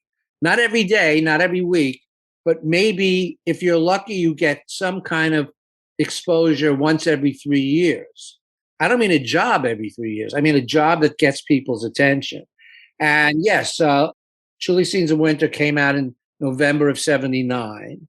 And there were two worlds. You know, there was big successes on an Animal House level. And then there were, I'm loath to call them smaller successes because it doesn't matter to me. I don't differentiate. I can tell the difference. $200 million payday for a big film. And I don't even know what Animal House made in terms of today's money, but it made a lot of money that today would be the equivalent of whatever a big box office movie is. But sometimes your career is made by smaller films in budget. I don't mean smaller in impact or value. It's a fascinating dynamic. But I was lucky to get another film which tested my skills as an actor. And the company of actors I was in, you know, you couldn't ask for better. So, you know, to answer your question, that's, again, where I was when that was 79. So Local Hero was 82, like I said. So how did you get cast and involved in Local Hero? I was doing this mammoth play, Sexual Perversity in Chicago, with F. Murray Abraham and Gina Rogak and Jane Anderson, who's now become a very successful writer, screenwriter, and maybe a director even, I can't remember. But during that time, I became involved in a romance with Bette Midler. So we were living together, and she had to go out to California in 1977. Well, I wasn't going to stay in New York. I'd already done the play for 8 months, so I joined her out there. And she was doing an interview with a reporter from England named Joan Goodman. Bette was getting ready. You entertain Joan while, you know, she gets ready, because they were going to be photographer there and the whole thing. So I said, sure. So I probably spent at least a half an hour talking with Joan. This is 1977. 1982, Joan is interviewing Bill Forsyth on the release of his movie Gregory's Girl. And as these interviews end, she said to him, "What's next?" And he said, "I'm doing a movie called Local Hero that David Putnam is producing. He just won an Academy Award for Chariots of Fire." David did, not Bill. And she said, what are you doing next? And he described Local Hero. And Joan said, "You should see an American actor named Peter Riegert. He might have known me from Animal House, maybe, but she's the one who said you should check him out. You'd be lucky to get him, and he'd be perfect for the part." That's how he heard of me, I believe, first. Anyway, I heard from my agent in January of 82 that was going to have a meeting with this writer-director named Bill Forsyth, who I'd never heard of. The movie Gregory's Girl hadn't come out. I didn't know anything about it. You know, he lived in Glasgow, and what do I know? There was some talk Burt Lancaster may be involved. There was some talk that Warner Brothers might be involved. They did tell me that David Putnam was the producer. So I hear it. I could hear, pay attention to this. And on a Monday, I got the script, the same day the agent called. And my memory was American scripts are 8x11. The British scripts were like 8x14. They were a really long thing. And this script was like 160 pages. I was big. Anyway, I got the script on a Monday, and I lived in New York City, and I was out being young and crazy and reckless and having a good time. And I probably got home 5 o'clock in the morning, something like that. And this is when I had the stamina to do that. Anyway, I like to read before I go to bed because it helps calm me down, knock me out. I started reading the screenplay, and 2 hours later, I had finished it, and I went, "Oh my God, this is the best screenplay I've ever read." Well, 7:30 in the morning, no agent is awake. The agent in LA is already 3:30 in the morning or 4:30 in the morning. So around 10 o'clock, 10:30, I said, "When am I supposed to meet him?" "Thursday." "What time?" "We'll get back to you." It was going to be 6 o'clock, and it was going to be at a hotel called the Mayflower Hotel on Central Park West and 62nd Street. It's not there anymore. Big fancy apartment house now. And there was a bar in that hotel. And that's where I was going to meet him, in this bar. I didn't know what he looked like. So I roamed in at 6 o'clock, and I'm looking around, and nobody's coming up to me. and I see this guy wearing a kind of a blue-green leather jacket. It almost shimmered. It was like that. And I figured, well, I'll give him a try. And I introduced myself. And of course, he spoke with the thickest Glaswegian accent. So I barely understood what the hell he was talking about. Anyway, we sat down and started talking. And, as actors are, I'm trying to figure out a way to get this job. And I'm yakking away. And, I don't know if it was my design to talk more than he did, but I was talking about the character and this and, whatever themes I saw. And he was nodding, and he's a man of very few words. And after a while, he said, do you know who some of these girls are here? There seems to be quite a number of beautiful women. Know any of them? I said, huh? Because I'm thinking about is I'm trying to get this fucking job. So I said, who? He said, look over your shoulder. There's like a whole lot of really beautiful women. Who do you think they are? I said, oh, there's a car convention at the old convention hall, which is where the Warner building is now on 59th Street. And he said, oh, great. Okay. Do you think you could introduce us to them? I said, Bill, I don't know them. And he says, but you're from New York. I said, yeah, but I think they're from Detroit. They're models here representing Ford and General Motors and all that stuff. And he kept going on. And I said, no, I don't know them. He said, that's a shame. They're really attractive, though, don't you think? I said, yeah, they're really attractive. Anyway, somehow I steered the conversation back. And I'm sure we spoke for 40 minutes at least. It's a long time. And like I said, he didn't ask me a lot. And I didn't know what that was a sign of. This was on Thursday. So I said, do you want to have dinner? He said, oh, I've got to see some other people. And I knew what he meant. He had to meet some other actors. And I said, oh, okay. I said, how about a drink? He said, why don't you come back around 11? Come back about 11. We'll have a drink then. So I went out going, oh, my God, I just got to, I'm in. I got a foot in the door. I came back about 11 o'clock. And Bill was sitting there surrounded by like 7 or 8 of these models. And, he's as charming can be. It's almost a cliche. And I thought, what am I in Brigadoon? This is bizarre. And I went over and he said, oh, Peter, this is fantastic. This is Marjorie. That's Ellen. That's Joan. And he went and introduced me to everybody. He said, this is Peter Riegert. He's a fantastic actor. And they knew me from Animal House. So I'm thinking, all right, at least he's making that connection. Or maybe Chili C, but they were, I don't know if that would have been their movie. Anyway, that was on Thursday, and he was leaving for Scotland on Sunday. So I kept saying, can I take you out for dinner? And he kept saying, yeah, I wish I could, but I've got all these actors. And I said, I understand. I don't want to put pressure on you. He said, but Thursday, Saturday. So I'm leaving Sunday. Why don't you come by Saturday? And we'll have, a wee dram or something. I said, great. So I know he's seeing other actors. There's nothing I can do about that. I'll get the job. I won't get the job. So Saturday night, I pick him up and I take him to a hangout where actors were all the time. And it was called Cafe Central. It was on Amsterdam Avenue and 75th Street. And like an idiot, I'm taking him to the place where all the actors hang out. And I didn't realize until I got there. And it had become very popular.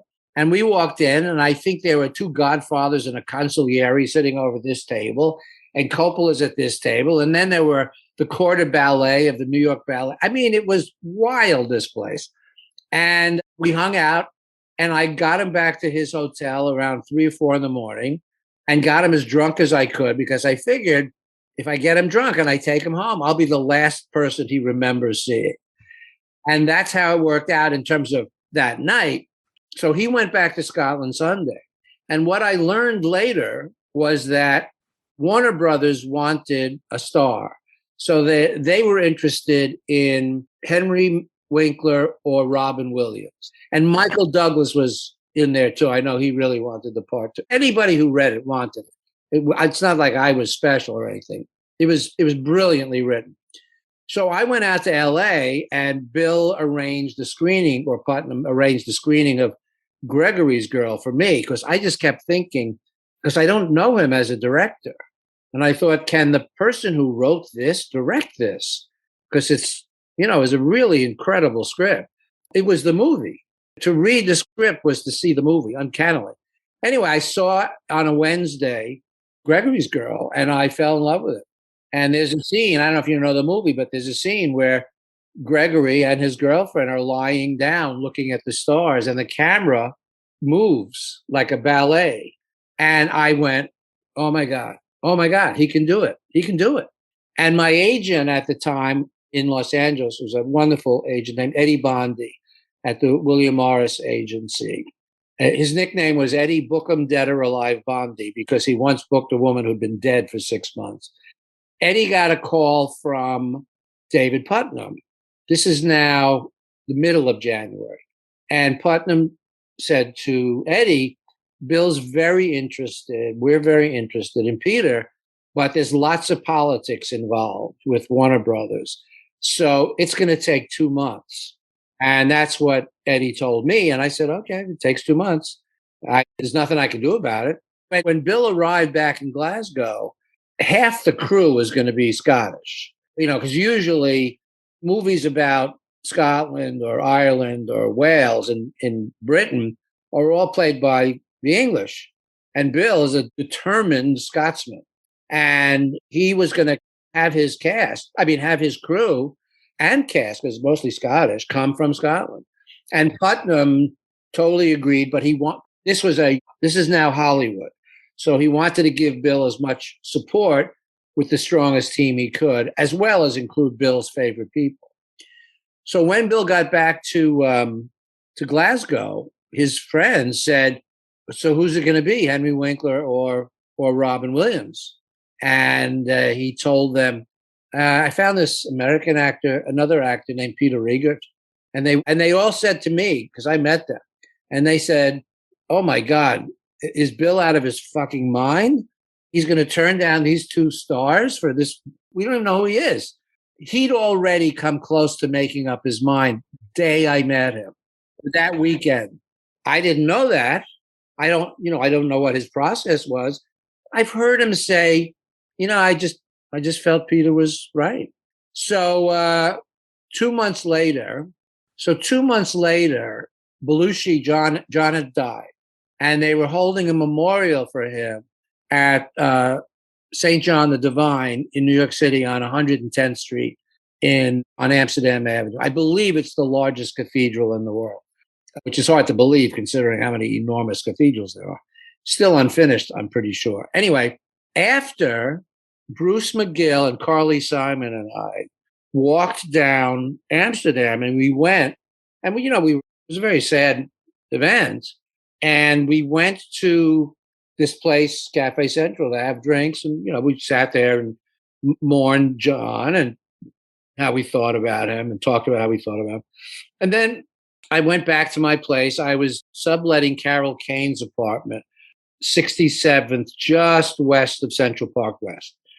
Beautiful place. So I had some dinner, or I went out for dinner and came back. And around 9 o'clock at night, maybe 10 o'clock at night, it was a little earlier. It wasn't dinner. It was maybe around 6 or 7 o'clock. I got a call from Bill Forsyth.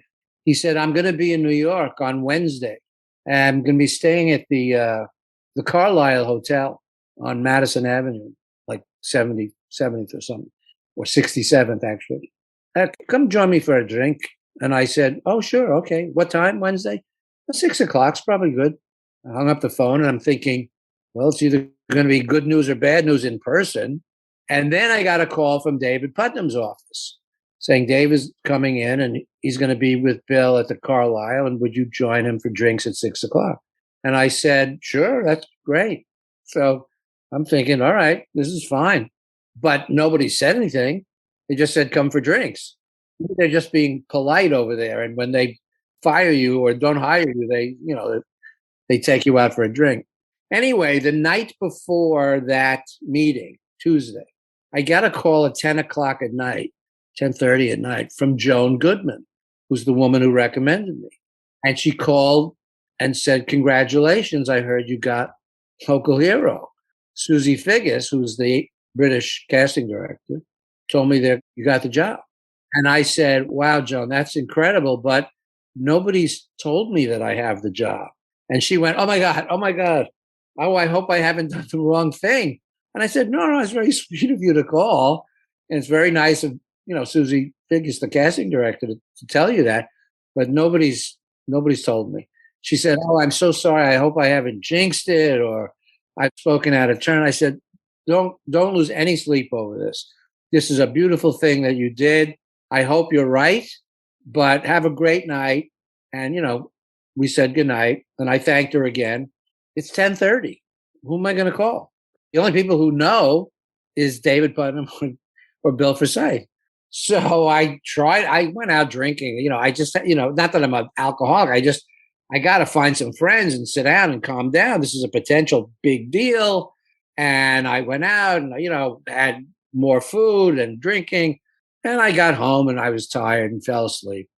So the next day comes and I go to the Carlisle Hotel and there's Bill and there's David Putnam and there's Mark Knopfler from Dire Straits, who was going to write the music. He hadn't written it yet, obviously. So the three of us are sitting around and I'm just, hanging out and having a little drink and making polite conversation and nobody's saying anything. Just talking. Yeah, nice. About an hour goes by. And in my head, I'm going, this is the weirdest experience. But I said, okay, we'll see. And Mark Knopfler said, he excused himself. He said, I'm finishing an album at, I think, a place called the Record Plant, if I remember correctly, down in, probably it was downtown somewhere. And he looked at me and he said, I'll see you in Scotland. I think you're going to be fantastic. And I said, well, nice to meet you, Mark. It's a pleasure. And he left. And Bill doesn't say anything. David doesn't say anything. And this guy who's going to write the music just told me, I'll see you in Scotland. And I'm sitting there going, okay, I guess. I don't know. So we're making small talk. And David said, why don't you come to my room and we'll do a little more chatting up there. And I'm figuring, okay, something's going to happen. So Bill and I and David go up to David's room. And again, small talk. And I said, listen, David, I don't want to seem unappreciative, but it's been a couple of months since I met Bill. And do you have any idea when you might know if I have the job? And he said, this is Wednesday. He said, Friday. I said, okay, great. That's very good. Friday's just as good as another day. And we talked a little bit more. And I don't remember what we talked about because I'm going, wow, this is hysterically weird. But it's kind of like the movie, And so I said, we said our goodnights. And Bill walked me to the door. And he said, why don't we get a drink downstairs? And I said, well, it sounds like there's a lot of drinking in this movie. So I said goodnight to David. And Bill and I went downstairs. And like I said, very quiet man, very shy. We go downstairs and we go back into the Carlisle to the bar, just about where we were. And I'm determined not to say anything. That's it. I've talked myself out. I got nothing more to say. The waiter comes over and takes our order. And I got a single malt whiskey. I said to Bill, what's a good single malt? And he smiled and he told the waiter. And they went and Bill ordered something. And again, I didn't say anything. Bill didn't say anything. We just kind of sat there, looked at each other, nodding my head. The waiter came over and Bill lifted his drink and we both went, cheers. Or, yeah, something like that. Or I think the Scots say slàinte, something like that. Anyway, so we clinked glasses. And again, I'm not saying anything. And finally, Bill said to me, I didn't know you didn't know. I said, know what? He said that you've got the job. I said, Bill, nobody's told me. He said, well, I'm telling you. So I have the job? He said, you're going to play Mac? Yeah. I'm sorry nobody told you, but yeah, it's known for a long time. I said, really? He said, oh, yeah, quite a long time. And I said, now, Bill, this is Warner Brothers. This is Hollywood. This is a big deal. Burt Lancaster, big deal. I've done this long enough to know anything can happen. I just want to tell you, I am absolutely moved to tears that you think I'm the person. But if something happens, I will totally understand. I'll be destroyed, but I'll understand. I've seen this before. I've seen this situation before. Not on this level, but in terms of thinking you have a job and not getting it. And he said to me, I wrote the movie. I'm directing the movie. If you're not in the movie, there's no movie. And you don't hear that. And I said, Bill, he said, no, you're in the movie. I said, okay. And I was like, now just the brandy and what he just told me, my body got warm in the glow, not just of getting the job, but what he said to me is so rare in any world, in any discipline. When somebody says, it's you or nobody, his producer is a big deal. That's what the 2 months were. They had to convince Warner Brothers that this is what Bill wanted. Anyway, that's how I got the job. How do you approach a character like Mac? How much is on the page versus what you bring to it? The way I look at things is I read scripts or plays, screenplays for movies, whatever.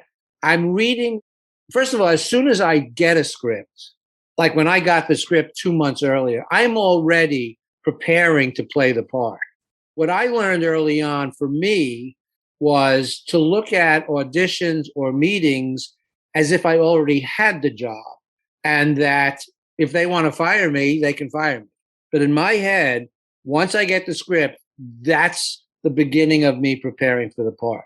So in this case, it was immediately recognizable to me who this person was. It's a person, as I looked at it, who is lost and doesn't have his voice, hasn't found who he is, which is one of the great kinds of stories you can have. And it is a thing that audiences, myself included, identify with, because that's who we are. The dialogue was simple.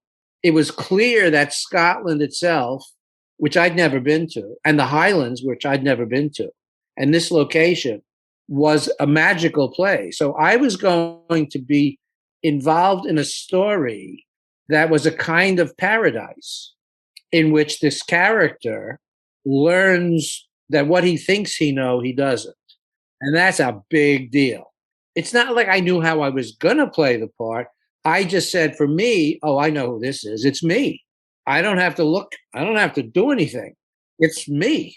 And as an actor, my training and my experience is literally, it's the script, but it's who I'm playing opposite. And if I'm a good listener and all I have to do is listen to the actors opposite me, that's the magic of casting, or what they call chemistry, which of course you can't cast. It's not possible. It's an accident. And I try to do that with every job. My assumption is if they've hired me, if they think I'm the guy, I'm the guy. And that's basically my approach. It seems simple, but I try I did 4 plays of Harold Pinter's, and I had to learn an East End Jewish accent. That took a month. It takes at least a month to learn an accent. In the era we're living in now, there's hardly any time. And whoever your favorite actors are, doesn't matter whether, it's Clooney or Roberts or De Niro, or the younger generations, what they demand and ask for is time. They want time to prepare. They want time to work on I don't mean preparing the character. I mean, acting is not remembering lines.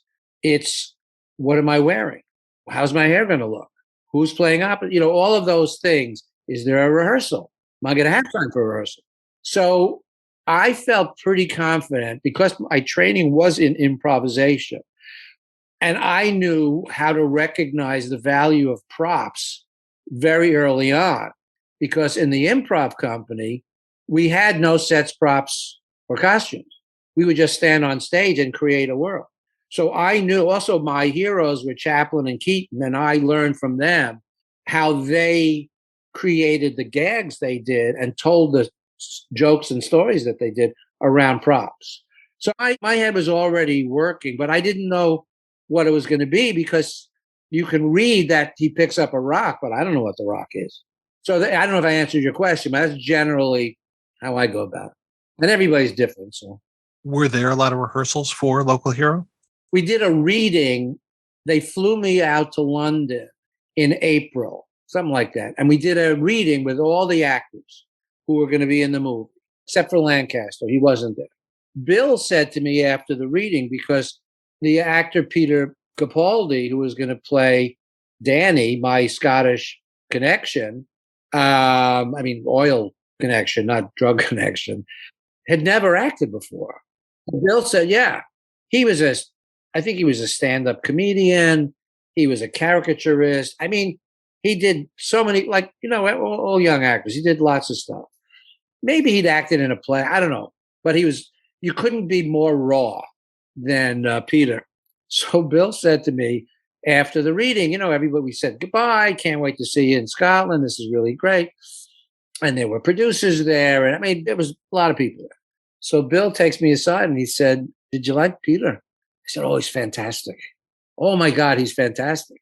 He said, do you think he's raw. He's new to this kind of, I said, don't touch him. You hired him for a reason. Follow your instincts. All that weirdness, that's Peter. If you try and give him direction, don't do it. He'll be fine. And he was brilliant, as they all were. It was one of the greatest casts I ever worked with, obviously, including Lancaster, but it was so well cast. It was like Animal. It was just perfect. Every single character, the background, everybody. And again, they put me up in Fort William is the town where a lot of the crew stayed and the production office was. And it was about an hour drive to the beach, Mora Beach. And in between, because they needed to get the actors as close to the location as possible, hour and a half for actors, you're losing shooting time. So they put me up at an old converted roadhouse, about 40 minutes from the beach. But everybody from the screenplay, from the movie, was in that hotel. So I was seeing everybody, it's like the village was in that hotel. So it was like, Mac meeting the village. And every day was hysterical. I couldn't believe my good fortune, because most of what I do in the movie is look. I'm reacting to other people. I'm reacting to the environment. And if I've learned anything, it's how to listen. That's whatever I know about acting, it's listening. But the great thing is, if the camera's on me listening, it's got to turn around and it's got to be interesting who I'm looking at. And they were all amazing. So the less I did, the more, if I just turned my head, the audience, they got it. And it was the most challenging, because doing nothing is a very hard thing to do, because it's tempting pick a discipline. It's very tempting to do something. And the script was everything. I had very good, tutors, and, working for Mammoth, the improv company.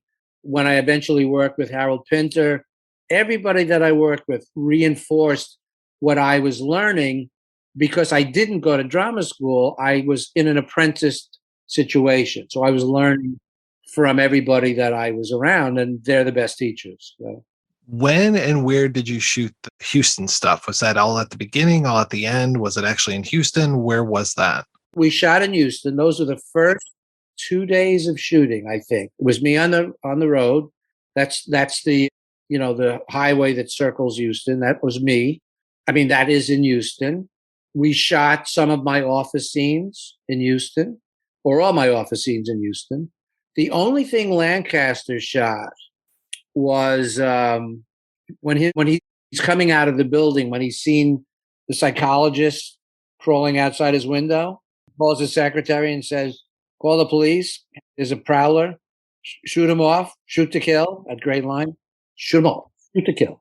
Anyway, the only thing he did was walk out of the building. Everything else was going to be in Scotland. So I was introduced to him. I was on a scaffolding somewhere shooting something, and he was down below. And we waved, and I got to meet him downstairs. And all I kept thinking of is, this is unbelievable. This guy looks and sounds exactly like Burt Lancaster.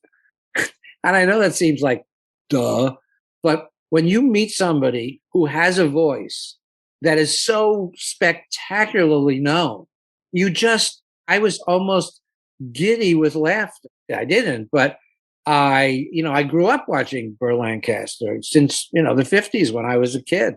That's what we shot in Houston, and the rest we shot in Scotland.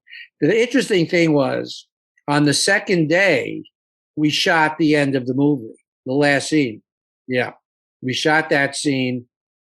My apartment, it was in Houston, because that's, the movie ends with me overlooking my balcony at Houston. They had brought from Scotland, from that beach, rocks and shells, and they gave them to me. They said, "You want to use any of this thing?" And I told you before, I know what a prop is. I found, which shell do I want to use? Because I had an instinct. And I picked up a long shell. I don't know if you remember it, but it's kind of like this, a little thicker, and it's called a razor clam, or a spoot, they call them in Scotland. So I filled my pockets with rocks, and all I said to Bill was, about my face, I said, "Nothing, right?" And he said, "Less than nothing," because I had to create a mask, because I hadn't had the experience yet. And what an actor has is a mask. And there are times when you have to let the audience project onto your mask what they're experiencing. And it's hard to do, but it's not impossible. It's doable. So I had the rocks. I took the rocks. Remember, this is the second day. I haven't had this experience yet. And I knew which shell I was going to take. And I looked at the razor clam, and I just went like this. And I put it down. And in my head, I knew there's a scene where I'm going to be washing shells in the bathroom when my sidekick, Danny, comes by. So I planted that prop, used those props, and did little as I could. And it's weird to see something theoretical actually work, because it only works if the story works. In other words, if the story fails, the audience, they'll probably have left the theater, but they're not going to see anything on my face. But I did a Mammoth play on Broadway called The Old Neighborhood. That was 1997, I think, with Patti LuPone. We did it at the Booth Theater. It was really amazing. Before our first performance, Mammoth said to us, "The audience has a job to do. Let them." I'd already inculcated that into my experience, because that's how I didn't realize I had an intuition to do that.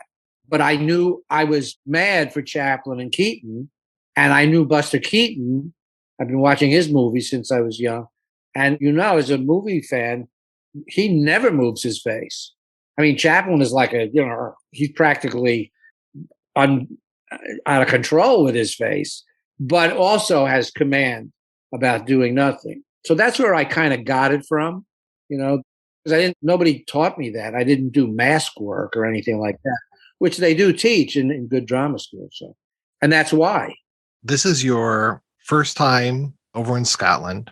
This is I wouldn't necessarily call Americathon your first leading role, even though I think you do have the lead, but it's really so much more of a ensemble piece. So you're leading this film. This has got to be a little bit of a kind of a scary experience for you to be in a new place with this much pressure on you. Yeah, could have been, but I had played leads in plays. So all I knew was what's different about a movie. Of course, I learned it immediately at Animal House, but I was studying filmmaking. I was reading about directors, and I went to the movies since I'm 5, in New York City, where you can see movies from every country in the world. So I was already thinking about, talking about, discussing, and it's the challenge. Again, everybody's different, but the challenge of being the lead is just you work more. I didn't feel any pressure. I mean, to me, I never felt like don't screw this up.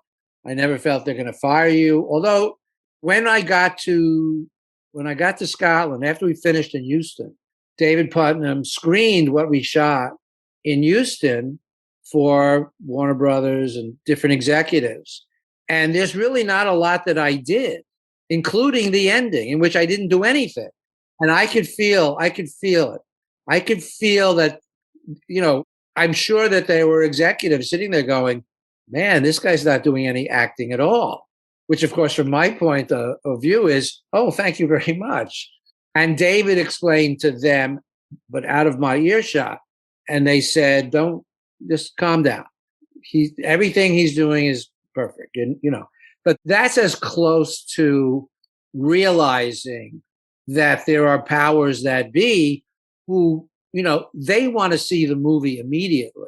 Now, I'm not going to compare myself to Al Pacino in The Godfather, but that story is legendary. Paramount was flipping out with Pacino, who they didn't want in the first place. And it wasn't until they shot the scene where Pacino gets the gun in the bathroom and kills the cop and Sollozzo that they finally went, oh.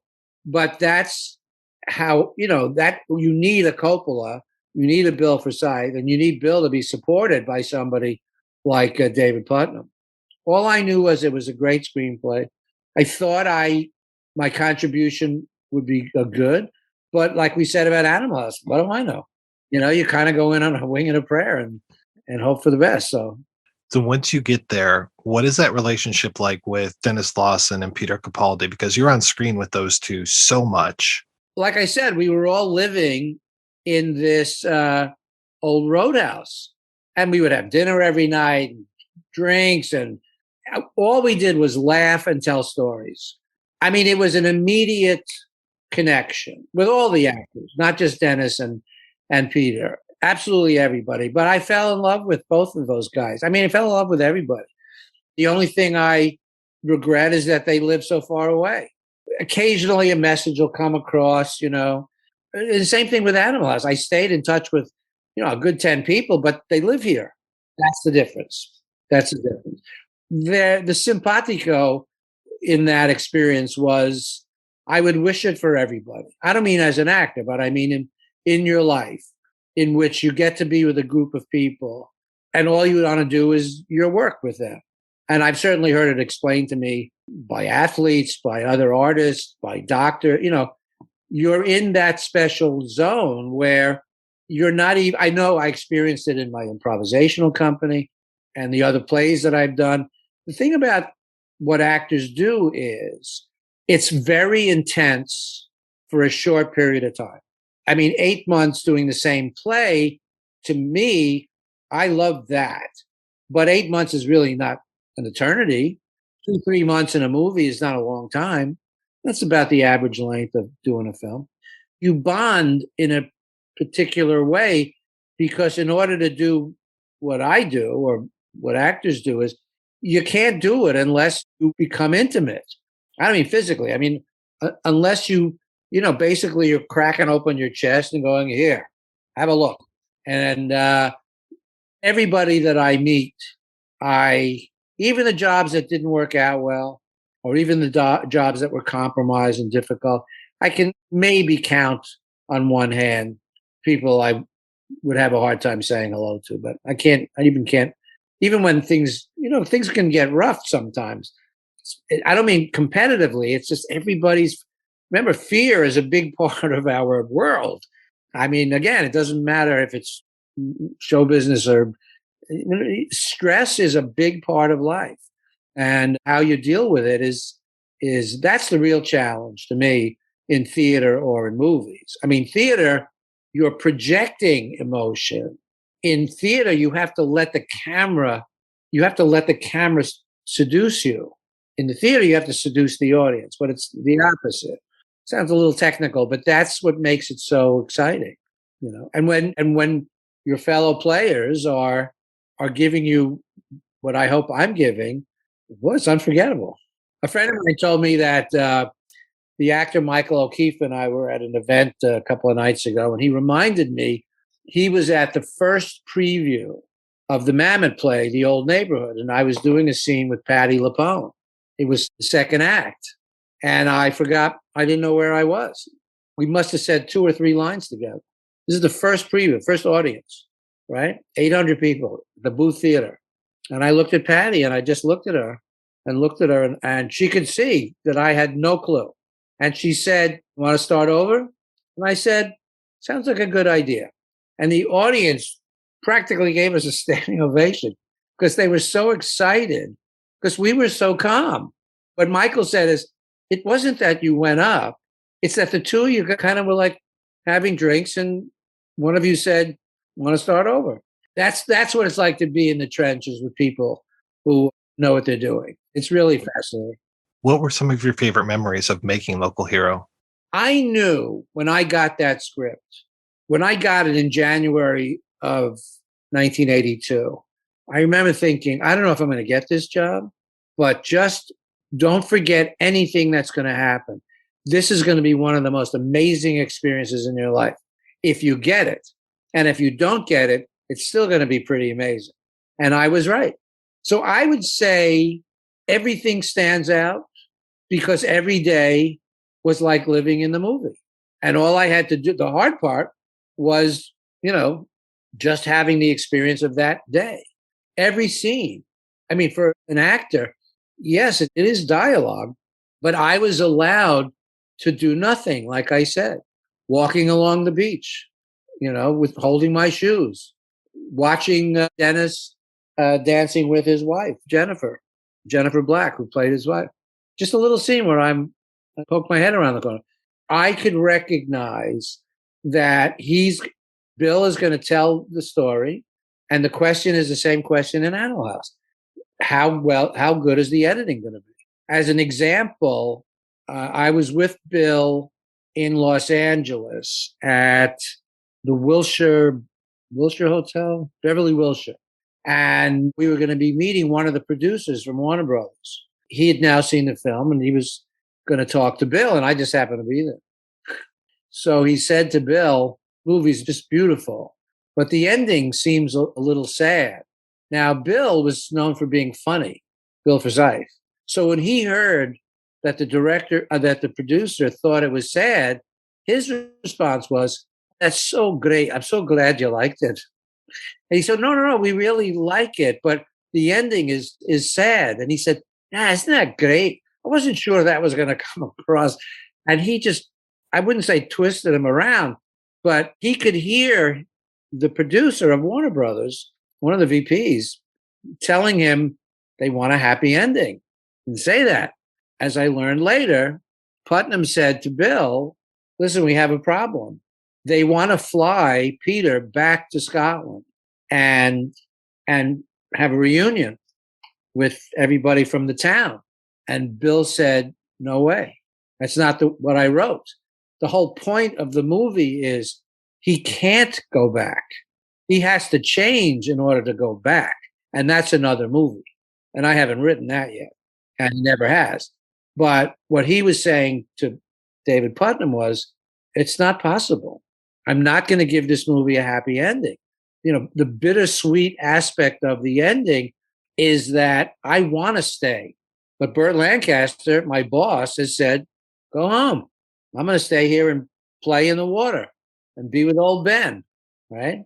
So David Putnam said, "Well, we got to do something. We got to give him something. They want to spend hundreds of thousands of dollars." And Bill said, "For what? I'm not going to do that." So Bill thought about it. And he remembered they had, and he's working with the editor. The editor was incredible. I'm forgetting his name right now. Anyway, they're watching the film and they pull out a shot they had of the village with the town in the background, the red telephone in the midground. And the telephone, as you know, is a big part of that story. And then in the foreground is the ocean. So you see the whole village. They decided to put the ringing of the telephone. That's where that came from. They saw that. That's what they did. They added that shot because originally it was supposed to be me hearing Houston, overlooking Houston, except I'm thinking about, the Isle of Skye and those beautiful horizons in Scotland. in the Highlands. And they said, okay, that we'll take that. Now, it is one of the most spectacular endings to a movie. Once you think about Mark Knopfler's music called Going Home, right? So everything is playing in counterpoint because the theme of the movie is going home. So that place is home, not just for them, for the audience. And I'm the audience. I mean, that's my function. I'm literally reacting because that's one of those things when the audience identifies with a character. So when Bill and I were doing publicity, every single event we were at was usually after a screening. People would say, "Is that Mac calling back?" And Bill would say, who I hope I've given the impression is quite a trickster. He would say, "No, I think there's something wrong with the phone." And the audience would laugh like you laugh. And they'd say, "No, really, is that Mac?" And he'd say, "No, I'm telling you what I think. I mean, you do notice nobody answers the phone." That's the funny part of Bill. He gave them the happy ending. But the funny thing is, Mac leaves and nobody fucking cares. It is a beautifully poignant moment because we'd all like to believe when we leave, everybody's going to go, "Oh my God." And, some remember you, some don't, most don't. But and obviously the truth of the matter is, if the audience believes it's Mac, then it's Mac. It doesn't matter. That was what Mamet was saying to us back when we were doing the play. Let the audience do their job. And there's a great Harold Pinter quote about life in general, but certainly creatively. And that is, do your best, expect nothing, and move on. And that's as spare a way of looking at anything you do in life. Give it your all, pour your heart out. Don't expect anything in return and move on to whatever's next. And I think that's kind of part of that experience. I wasn't thinking that way, but when I saw the movie originally, I thought, wow, this is as special as I thought it was. And the nice thing is, for the people who like it, they really like it. It's very moving to know something I did 40 years ago is still so affectionately thought of. How did they do the effects with the sky? You couldn't film an aurora borealis, or either you couldn't film it or you can't schedule one, right? So the guy who did the special effects, again, I'm forgetting his name, but he was at the top of his game. And how he did it, I don't know. But I've seen the aurora borealis twice up in Vermont. It's pretty spectacular. It's pretty amazing. It's very eerie because you think something's wrong. You're looking at the sky turning like I reacted in the movie. You just cannot believe what you're seeing. That nature is throwing you this light show, and you just gotta you have to be there. I love your reaction to that. Well, again, it was that's what they wrote. Years later, I say I'm talking to Lancaster, and I think one of my lines is, I think it's Ian Stewart who plays the guy who takes care of the phone, or maybe it's Dennis Lawson. I'm forgetting, but one of them explains to me. It was probably Dennis. One of them explains to me that it's called an aurora borealis. So I say, got some new information. It's called the aurora borealis. And Lancaster says, "Oh, I haven't seen one of those since whatever." And years later, because usually I have a pretty good ear for immediate instinct to hear puns and jokes. And I thought, oh, what an opportunity.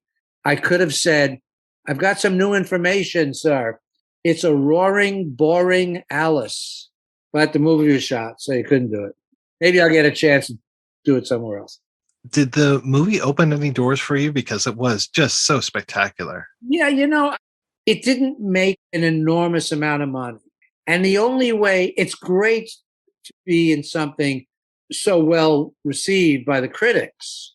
And the audience, it was there, but it wasn't Animal House. I mean, it wasn't even as much money as Crossing Delancey made. So the only real way you can be nudged forward is if the movie or the play or the TV show makes a splash. And it did critically. I mean, I got unbelievable compliments from the business, but not an imaginative business. They have to see you. I did a movie with a French director named Diane Curies. She's French director. And the movie was A Man in Love, an homme amoureux, starring Peter Capaldi and Greta Scacchi and Claudia Cardinali. And it was an amazing experience. I shot it in Rome for 13 weeks. When I was working with Diane, who had done a movie called Molotov Cocktail, and she's made, half a dozen movies. I'm forgetting all of them right now. But she said to me once, and this was really eye-opening, not because of what she said, but it made me think about what you were just asking. She said, how come you're not a bigger star? And I said, well, it's not because I chose not to be. She said, I'm just curious. I said, well, why do you ask? I said to her. And she said, if you were a European actor and done Local Hero, you'd never stop working. Because in France, in Italy, in Germany, in Sweden, in Japan, because they're smaller cultures and you are embraced by the country, they want to see you. You become their honorary ambassador in the movies, like Jean-Pierre Léaud in 400 Blows, Truffaut's film. And that was very interesting because our culture is so big. It's so big. Bet used to have a great expression, out of sight, dead. And that's how hard it is. I mean, the fact that I'm still doing this 51 years later that's more amazing than the other question. Because, stardom is a job. You have to cultivate it. It's 24 hours a day, 7 days a week. Maybe I didn't understand that part of it, but I certainly, once Animal House came out, it took me about 2 months to come down because I was a theater kid from New York. Not a kid, young man. And the only time people stop you is just by accident. Either they're waiting outside the theater or they bump into you at a museum or delicatessen or restaurant. But it's not a lot of people. Well, Animal House, I was being stopped every day, all day long. That's a different animal. So it took me about 2 months to realize it didn't mean anything. Like in my improv company, War Babies, we were performing in California when Animal House came out. And I was so self-conscious that the audience was looking at me. Well, they were, but I had confused, now I had a national face. So I said to the group, I got to take a couple of months off. And they said, what's wrong? You okay? I said, yeah, I'm just a little paranoid. They said, what are you talking about? I said, well, I feel like the audience is looking at me and staring at me. And these were my closest acting friends. And they all looked at me and said, are you nuts? Of course they're looking at you. You were on stage. And I said, no, I feel like the fourth wall has been broken because it's too intimate. I have to unlearn that this actually means anything. So, after maybe 6 weeks, 4 weeks, and then I was fine. But it was an uncanny experience to have so much recognition. But there's always a new generation, I'm working on a show now called Shelter, and it's written by Harlan Coben, who writes crime fiction, and it's for Amazon. And everybody's young. They're all kids. I mean, it is, except for, Adrienne Barbeau plays my wife, and there's a couple other adults, but it's mostly a story. It's like a children's crusade. It's really fantastic. But, I know they're looking at me like, who's this geezer? But that's as it should be. That's the way it goes. So that question by Deanne was really interesting. She wasn't insulting me. She was, she just was trying to say, boy, if you were a French actor, you'd never stop, because that's how it works in Europe. And after Local Hero, I did another 11 movies around the world. And the thing that was different about America and in foreign countries was once they'd seen my work, they assumed I could act. Whereas in America, I had to prove I could act. So in Europe, the question would be, or Argentina or Japan, wherever the hell I was, Tunisia. Their question was, I wonder what Peter would do with this part. In America is, I wonder if Peter can do this part. And that's the difference. And that's what Deanne was getting at. You can do it or you can't do it. And it's very weird. I mean, no actor likes to audition, but I've got like a 8-minute reel that's 50 years of work condensed to 8 minutes, and everything's in there. Dramatic parts, comedy parts, crying parts. I mean, everything's in there, but in a beautifully constructed way. It's a great reel. All you got to do is look at it. Now, if you want to talk to me for an hour to see if I'm not crazy, I get it. But the acting part, either I can do it or not do it. Ewan McGregor, who's Dennis Lawson's nephew, was directing American Pastoral, which was based on Philip Roth's novel. So he was very interested in me in playing his father. Ewan was going to play the lead, Swede. And he knew me. He grew up with me. And he invited me to lunch. And he said, in that beautiful voice of his, I just wanted you to know, I have to do due diligence in terms of making sure you're not frothing at the mouth. I said, no, I get it, Ewan. This is your first, it's your first movie that you're directing. You're the lead and the director. And I hope you hire me, but it's really a thrill to meet you. And because he was telling me how old he was when Local Hero came out. He was probably 10 or 11 or something like that. So, everything comes around. But he's British. He didn't need to see me audition. What was I going to do? So that's basically, if it could have been another way, it would have been another way. There are certainly people who believe that they are stars or believe they will be stars, but it's not a guarantee. It's not a guarantee. But it takes, I mean, I don't even know what it takes, but it certainly takes somewhere along the way, you realize you're going to sacrifice everything. You're going to do. You're going to hire publicists. That part of it, I was naive. I thought if you do well, you'll be hired. Not the case. But like I said, I'm still working and, You did one thing that I just wanted to give you a compliment on. Your narration of Michael Chabon's Yiddish Policeman's Union. So good. Oh, thank you. That's great. I still think about that book and your interpretation of it today. And you did such a great job with it. Thank you. I love the book. You do a book if you're the, doing the narration. It's about 8 hours a day for 5 days. It's intense. Anyway, the leading character's name is Landsman. And before I did, recorded the narration, I had, a couple, maybe a page of questions about the pronunciation of things and want to make sure I got that right. And I said to the producer, and just double check, the character's name is pronounced Landsman. And he said, no, Landsman. And I said, I'm pretty sure it's Landsman. He said, no, absolutely, it's Landsman. And I said, this is a book about Jews. Do you know what Landsman means? He said, no, what? I said, fellow Jew. When Jews would travel, even if they couldn't speak Yiddish, this goes way back, they would say, a Landsman, meaning maybe you could get a meal, maybe you can get, that's how.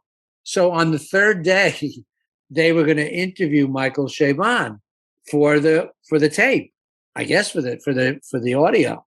And the producer, thank God, said, and it's pronounced Landsman, right?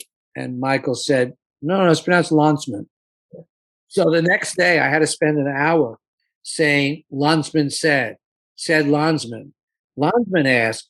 So, and of course, when they put it together, you could never tell. But thank goodness I understood it. I mean, it's a brilliant book. Yeah, it's a brilliant book. And I had so much fun doing it. He's got a great sense of humor, and it was right in my wheelhouse. I think I must have done 20 characters. I mean, at the end of the day, it's me. But I think who's the actor? Jim Dale. I think Jim Dale does all the narrations for the books about the young kid with the scar on his head. Harry Potter. Yep. Yeah. I think he did all the characters Jim, now there's a guy who knows how to do voices. I've never listened to those, but I've had family members say, "Oh yeah, we listen to those on vacations," and just how great the narration. I think Stephen Fry gets a lot of compliments from people when they hear him do voices. Yes, I'm sure he's got a fantastic voice. I've only done about 4 or 5 narrations.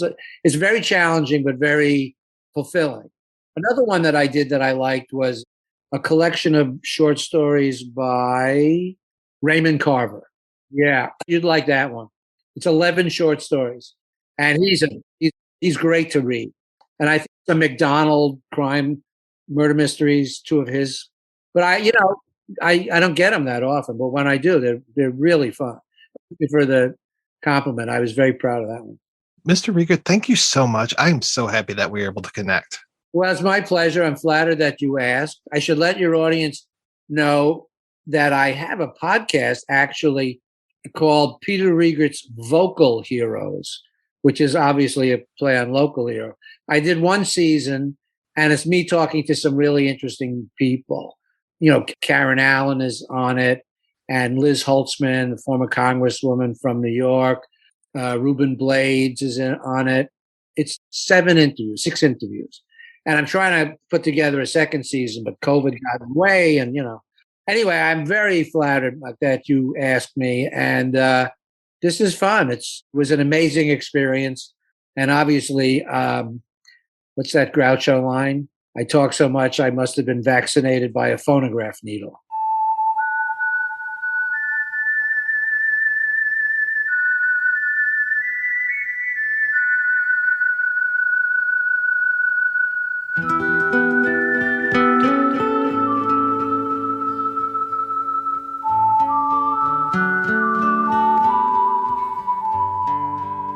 All right, we are back, and we are talking about Local Hero. And Rob, you mentioned you want to talk a little bit about corporate movies. I know that one that I had suggested that we take a look at, and I don't know if you guys had a chance or not, but I was reminded a lot of the Coca-Cola Kid, Dusan Makaveev's film, The Coca-Cola Kid, which I did rewatch for this, and I have to say I remembered liking the Coca-Cola Kid a lot more the first time I saw it than this time when I saw it. But I now know why I thought that these 2 movies are similar. This whole idea of this kind of fish out of water coming from this big corporate culture into a smaller place. In this case, it's Eric Roberts coming from Atlanta, rather than Houston, coming from Atlanta, coming from the Coca-Cola Company, after he realizes that there's one small area in Australia that is not drinking Coca-Cola, and he's basically a missionary coming to beat the natives into submission until they drink Coca-Cola, and finding this man who has his own cola that he's trying to sell and does a great job with that. But I could see where I was getting these 2 things, but I would have to say that Local Hero is definitely the winner if we were to put these 2 movies up for a fight. But yeah, there are a lot of these corporate movies, and the other one that I thought about, Rob, when you said corporate films, was The Efficiency Expert with Anthony Hopkins from, I think, 91. And I even posted a little link in the chat inside of the outline, because the video cover of that is him standing in water with his pants rolled up. And I'm just like, wow, what inspired you to have that cover? Because that's pretty much the poster image for Local Hero, but repurposed with Anthony Hopkins in that.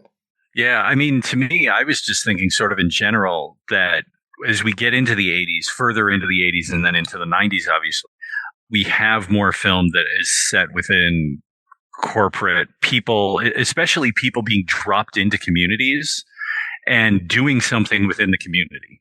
And it becomes this, as you were saying, almost like if we were going to set it back in, I don't know, like as a Western, it would have been a missionary. It'd have been like, I got to send the missionary in to deal with the native Indians. We have to convert them or something. We got to do something over here. And it just seemed like there was a series of them in the 80s that just became like a cliche. This became a go-to. And I think that we got so kind of enmeshed into corporate culture and understanding how corporations work, at least in American context, money and finance and all of those things. Because I was thinking of like things like other people's money later, like in a certain way, if this would have been a series of different events that the Riegert character had, maybe something like Up in the Air, where you have Clooney's character going to these places and firing people and taking over. We were definitely kind of, working through some issues of dealing with capitalism. I was going to joke up the top that, we could really do a nice kind of socialist reading on Local Hero and questions of capitalism and small communities and what is the impact on small communities? Because really this community is kind of leveraged between two big things. They're leveraged between the military, who's doing these exercises with the flyovers, and then there's the industry. So it's like military and industry have kind of come in and taken over this beautiful, idyllic little place and made life difficult for these people, or maybe they're going to make life okay for them. And the question of kind of, how much money is enough money, or is there enough money to, buy off your values to go somewhere else? Or would you rather have a Maserati or a Rolls Royce? Is that considered a valuable thing to discuss? So I thought that was interesting. I did watch the Coca-Cola Kid, and yeah, I really struggled with the Coca-Cola Kid. I really wanted to like it, it's hard to believe it's not influenced by Local Hero because so much of it is so similar. But it just shows how difficult you kind of appreciate, don't you, even more how skilled the people behind Local Hero were, because it is so similar and I think, that scene should work and that scene should probably work. For some reason, almost every single scene just falls flat and just doesn't work. And I don't know what's wrong with that film. I couldn't quite put my finger on why it falls flat constantly. I don't think it's Eric Roberts, but maybe it's the script or maybe it's the direction, but not a great film. But I get it was interesting to watch and see that. And also just to think how Australia, and also just seeing there about efficiency expert, how Australia is seen as this backwater. And I think that's what Scotland was. Of course, it was Bill Forsyth who made it. Had it been an American director, maybe it would have been even a more condescending look at Scotland. But I think that's, I suppose, what he's jokingly trying to say is, Scotland is a bit of a backwater and it's so far away from America, even though it's far closer than Australia is, of course. But yeah, Australia does get picked on, doesn't it, as a sort of, end of the earth. Crocodile Dundee does it as well, doesn't it? With Mick Dundee is just this backwards guy, but then of course he's a hick. But hey, he's got the bigger knife, so he wins. But no, it's fascinating to see those two films, definitely Coca-Cola Kid and Local Hero, but just a million miles apart when it comes to quality.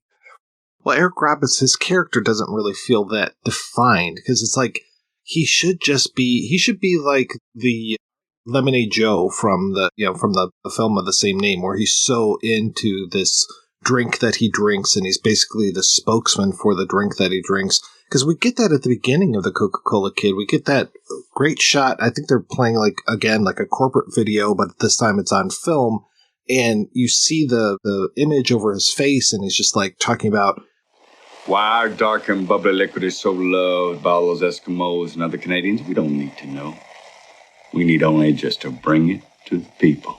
And I just love that he's so into Coca-Cola, but then when he gets over there, it feels like they don't know what to do with that character. And it feels like there are times where some of it has to do, for me, with his chasteness, as far as like, is he the hero in the white hat that's coming in? Is he wearing a black hat or gray hat? Because it feels like there are times where people are trying to come on to him, women are trying to come on to him, and he's just like, oh, no, like he's some sort of like priest instead of a Coca-Cola salesman. And I'm just like, okay, like Mac wants to fuck, he wants Stella, he wants to have what Gordon has, whereas I don't think there's anybody that the Coca-Cola Kid wants to be. He just wants to sell stuff, and I'm just like, okay, you need a little bit more, which is a real shame, because Macaveyev, I love Macaveyev's work, but his stuff more in Yugoslavia than post-Yugoslavia. And this was one of those movies where it's just like, okay, what are you trying to do here, Dushan? I'm not exactly picking up everything, and I don't know if this is how much is him making this versus somebody saying, oh, we should get this guy for this, because between this and Montenegro and Gorilla Babes at Noon, they're just kind of like weird, uneven films. Like Montenegro, I think, is closer to his earlier work, but nothing is very cutting edge. This feels very pedestrian, and to the point where my wife was just like, why are we watching this? You know, like she gave me one of those like, can we turn this off soon type of things. I'm like, I'm sorry, I'm watching it for the podcast. I have to finish this off. I remembered this being better. And then especially when I had Local Hero in my head, and I'm just like, man, Local Hero was so much better than this movie. It made Coca-Cola Kid even worse. Even just the mission is a bit unclear in the film. You're right about his character. What is he, a good guy or a bad guy? But I think I struggled to even work out what the mission was until quite late into it. And it's odd that you wouldn't just state that front and make it a bit clearer so that people go, oh, that's what he's trying to do. Unfortunate. You've got that moment in Local Hero where Mac and Danny are talking about oil. And can you imagine a world without oil? And, oh, well, we wouldn't have this, and we wouldn't have this, and we wouldn't have this. And almost everything that they mentioned is just so superfluous. Nothing is really needed. You know, there's nothing where it's just like, oh my God, if we didn't have that. It's not like, you know, imagine a world without zinc, you know, and you could make phone calls, and you could, that amazing video from educational film that Bart watches in class one day in The Simpsons, you know, a world without zinc. But a world without oil, it's just like, yeah, that kind of sounds like a better world to me, you know? Like, I only picture the Exxon Valdez. I only picture, you know, the huge pipeline disasters and these kind of things. And yeah, coming in and trying to buy up all of this gorgeous land in order to just absolutely destroy it. And Mac at first is absolutely fine with that. That's the corporate objective. Which is what I love about all the discussion at the time in the film about we could set off a new ice age, where like now we're like, oh, we're just going to burn ourselves to death with the climate change. We're just cooking ourselves. The other thing that I was thinking about, because you brought up Brigadoon, and I just remembered another reference to Brigadoon in a film that is not connected in any way to this, was when Herschel Gordon Lewis talked about the 2000 Maniacs. He said that the 2000 Maniacs was his kind of ode to Brigadoon, the idea of this little village that appears and then you get stuck in the village and it disappears again for 100 years. That idea of a magical little village is, you know, a nice little piece that shows up in various places. Yeah, we could, of course, go on for much longer, I think, and talk about kind of unofficial remakes or spin-offs or sequels. And I think for me, Northern Exposure is of course a really good example of a TV show that set in that village, that sort of town that's, I mean, magical. I think there are potentially magical type things, certainly mysterious things that happen in Northern Exposure the longer it goes on. But you know, there are of course other shows and films that have that small village and that magical side of things, aren't there? But Local Hero for me is, much as I love Northern Exposure, I think Local Hero still stands out as the best. Well, you mentioned how a film called Whiskey Galore had a little bit of an influence on this one, and I did watch that. That was also very delightful. Yeah. It's just another one of those films that I mean, it's something I've touched upon in a couple of my books, or certainly the introduction to the books, mainly because I did Highlander, which is it's a film set in Scotland. It's not a Scottish film as such, and Whiskey Galore is similar in that our indigenous film industry is not. There's more happening now, but back in the day, Whiskey Galore was in Ealing Studios film, and so yeah, there was a lot of English people coming up to Scotland and filming it, which is fine. And then there was Scottish actors in there as well, but probably not many Scottish crew. But that's just another film that we of course embrace because it's Scottish. Let's just call it Scottish, and it's definitely got the Cayley. I mean, the Cayley is in there, and I think also in I Know Where I'm Going, another Scotland set film. And I did ask Peter Riegert that explicitly, and just said, you know, that there are Cayleys in other Scottish films. And he says, I know, I watched those films. I was in an Ealing comedy. That this was my example. This was mine. I knew I was walking. And that, as I said at the beginning, you know, I just think that's an amazing thing, because so many times, Mike, I think you probably avoid asking this question, but it's so easy to ask of people involved in classics. Did you know when you were making this film that 40 years from now or then it would be a classic? And they always say, no. But I think Peter Riegert did know. It feels like he knew, or at least he sensed he was in something so special. and it just really comes across. He just I'll say once again, just that performance is just such a great one. Yeah. I like too that you pointed out the whole thing of the staircase going up was kind of a Powell and Pressburger influence there, and just calling out some of those other references that Forsyth was making. Yeah, very, very spot on with all that. So again, kudos to you and to all of the work that you did on this book, because it is probably, I mean, I don't want to just pee in your pocket, as they say in Australia, but just like, it's probably one of the best film books that I've read in the longest time, just because of the way that you approach it, the way that you get into these details. It's not a slog to read. It's a pleasure to read. You take us by the hand and just take us through this whole story. And such an important film. And I mean, just the way that, you're talking, like, we haven't even talked about how this was such an important film to the Scottish film industry, which, was kind of there, kind of not there. And then really Forsyth really, made such an impact with the movies that he was making at this time. This is it. You could do a Bill Forsyth special really, and go into a lot more detail about all this stuff. But yeah, absolutely.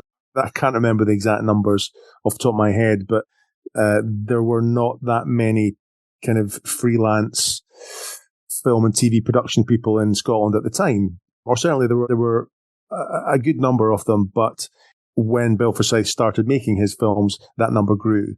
So, and a lot of that, of course, because they were making these films in Glasgow, that sinking feeling. A few more people, of course, had to then come on board as trainees or assistants.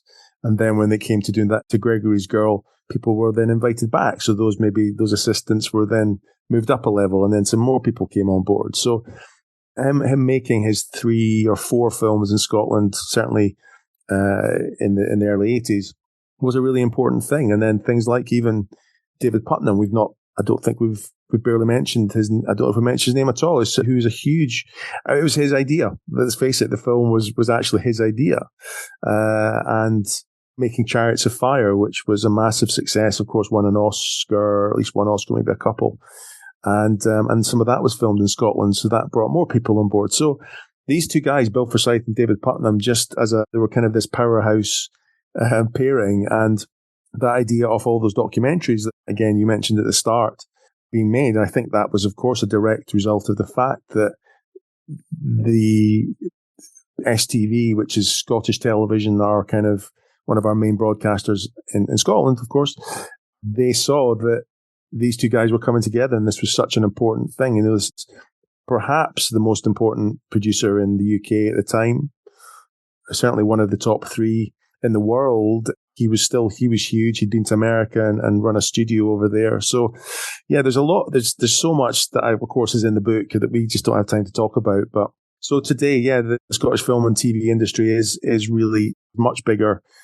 Thankfully, it's been growing over the years. It has fluctuations, but there's so much happening now. And as I mentioned in the book, I think Bill Forsyth's fingerprints are kind of all over that, even though he's not made a film here in, I think 1999 was the last time he made a film.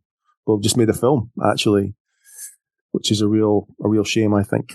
Pardon my ignorance, but is Scotland on sort of the tax trust, or is it the lottery money that helps to fund the industry over there? Because I know, like in a lot of Commonwealth and UK, that there's either a tax benefit from the government, or sometimes it's lottery money that helps to make film. Yeah, there's lottery money. We also have Screen Scotland, which is part of Creative Scotland, which is our government funded, public funded body. So Screen Scotland does a lot of work. Also, there are great tax breaks in Scotland and in the UK. So we get so many films here that are made. The new Indiana Jones film, some of that was filmed in Glasgow. Some of the Marvel films were filmed in Edinburgh. I passed a couple of them being filmed a couple of years ago. So we're a good country to come to film, just because it's a little bit cheaper as well, which is nice. And so I think there's a ticker tape parade scene in the new Indiana Jones film, I believe, and a lot of that was filmed in Glasgow. And I think it's probably double. Usually it doubles for Philadelphia, which it did in World War Z. That was Scotland as well. So we should do a podcast just about filmmaking in Scotland. Yeah, there's a lot to talk about. But Bill Forsyth, I think there's definitely a lot more to talk about. And of course, his American films, which we won't go into, but Breaking In, I think, isn't it, with Burt Reynolds, and Housekeeping, and then Being Human, which is a very, very interesting film. That could be a projection booth film. I'm not saying it's great, but it's interesting. Overall, for you doing the book, how long did it come together? And, were there any things, as anyone who's written a book, I know, Mike knows, anything you wish you could have gotten in there, or you were trying hard to get, or someone who, you couldn't get? Yeah, I think this was probably the quickest book I've done, partly because my publisher gave me a deadline, which was shorter than before. And I think I started it in probably 2020. I think I signed the contract in late 2020. And then, so 2021 really was doing a lot of interviews and starting to do the research. But of course, with the pandemic, a lot of the things I wanted to do research-wise, I couldn't do because libraries were closed and things like that. But the benefit, which was the same with the Highlander book, the good thing about the pandemic, if you can say that, is that people were at home still, and the actors and the cast and crew. So generally, I got most people I wanted. Couldn't get Peter Capaldi, sadly. His people. I know, Mike, you've talked about this in the past and on here and maybe on Facebook as well, but just about trying to get past agents and managers, and I just couldn't get past them. They kept saying, we'll ask Peter. And then 3 months would go by, and they say, "Oh, sorry, we haven't done it yet." So I don't know. I'd like to think Peter Capaldi would have liked to speak to me. I'm guessing he just was never asked, which is sad because he's I have met him in the past, just briefly, and he was a lovely guy. And for everything I've heard, he's one of the nicest actors. I read something just the other day. Apparently, he was on a flight.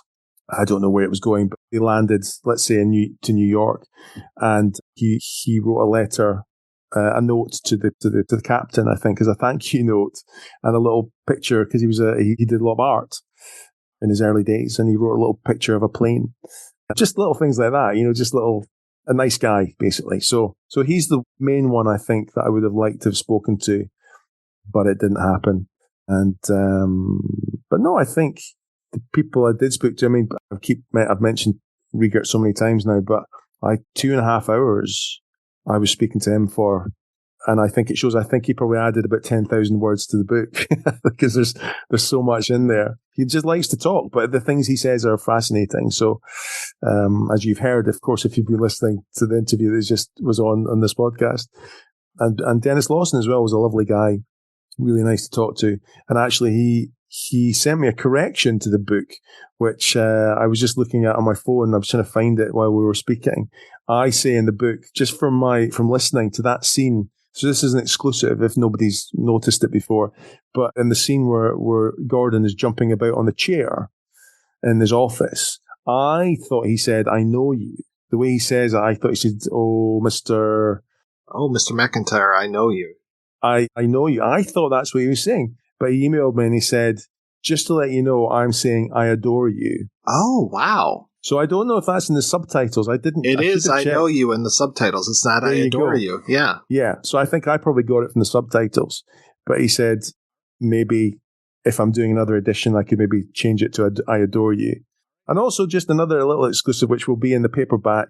He mentions his wife, that he met his future wife, or she saw him. That's a funny story in the book about how when he was filming Local Hero, there was this kind of younger girl really watching the filming from afar. And maybe 20 years later, he met her and ended up marrying her. And he said her name was Karen. Can I mention that in the book?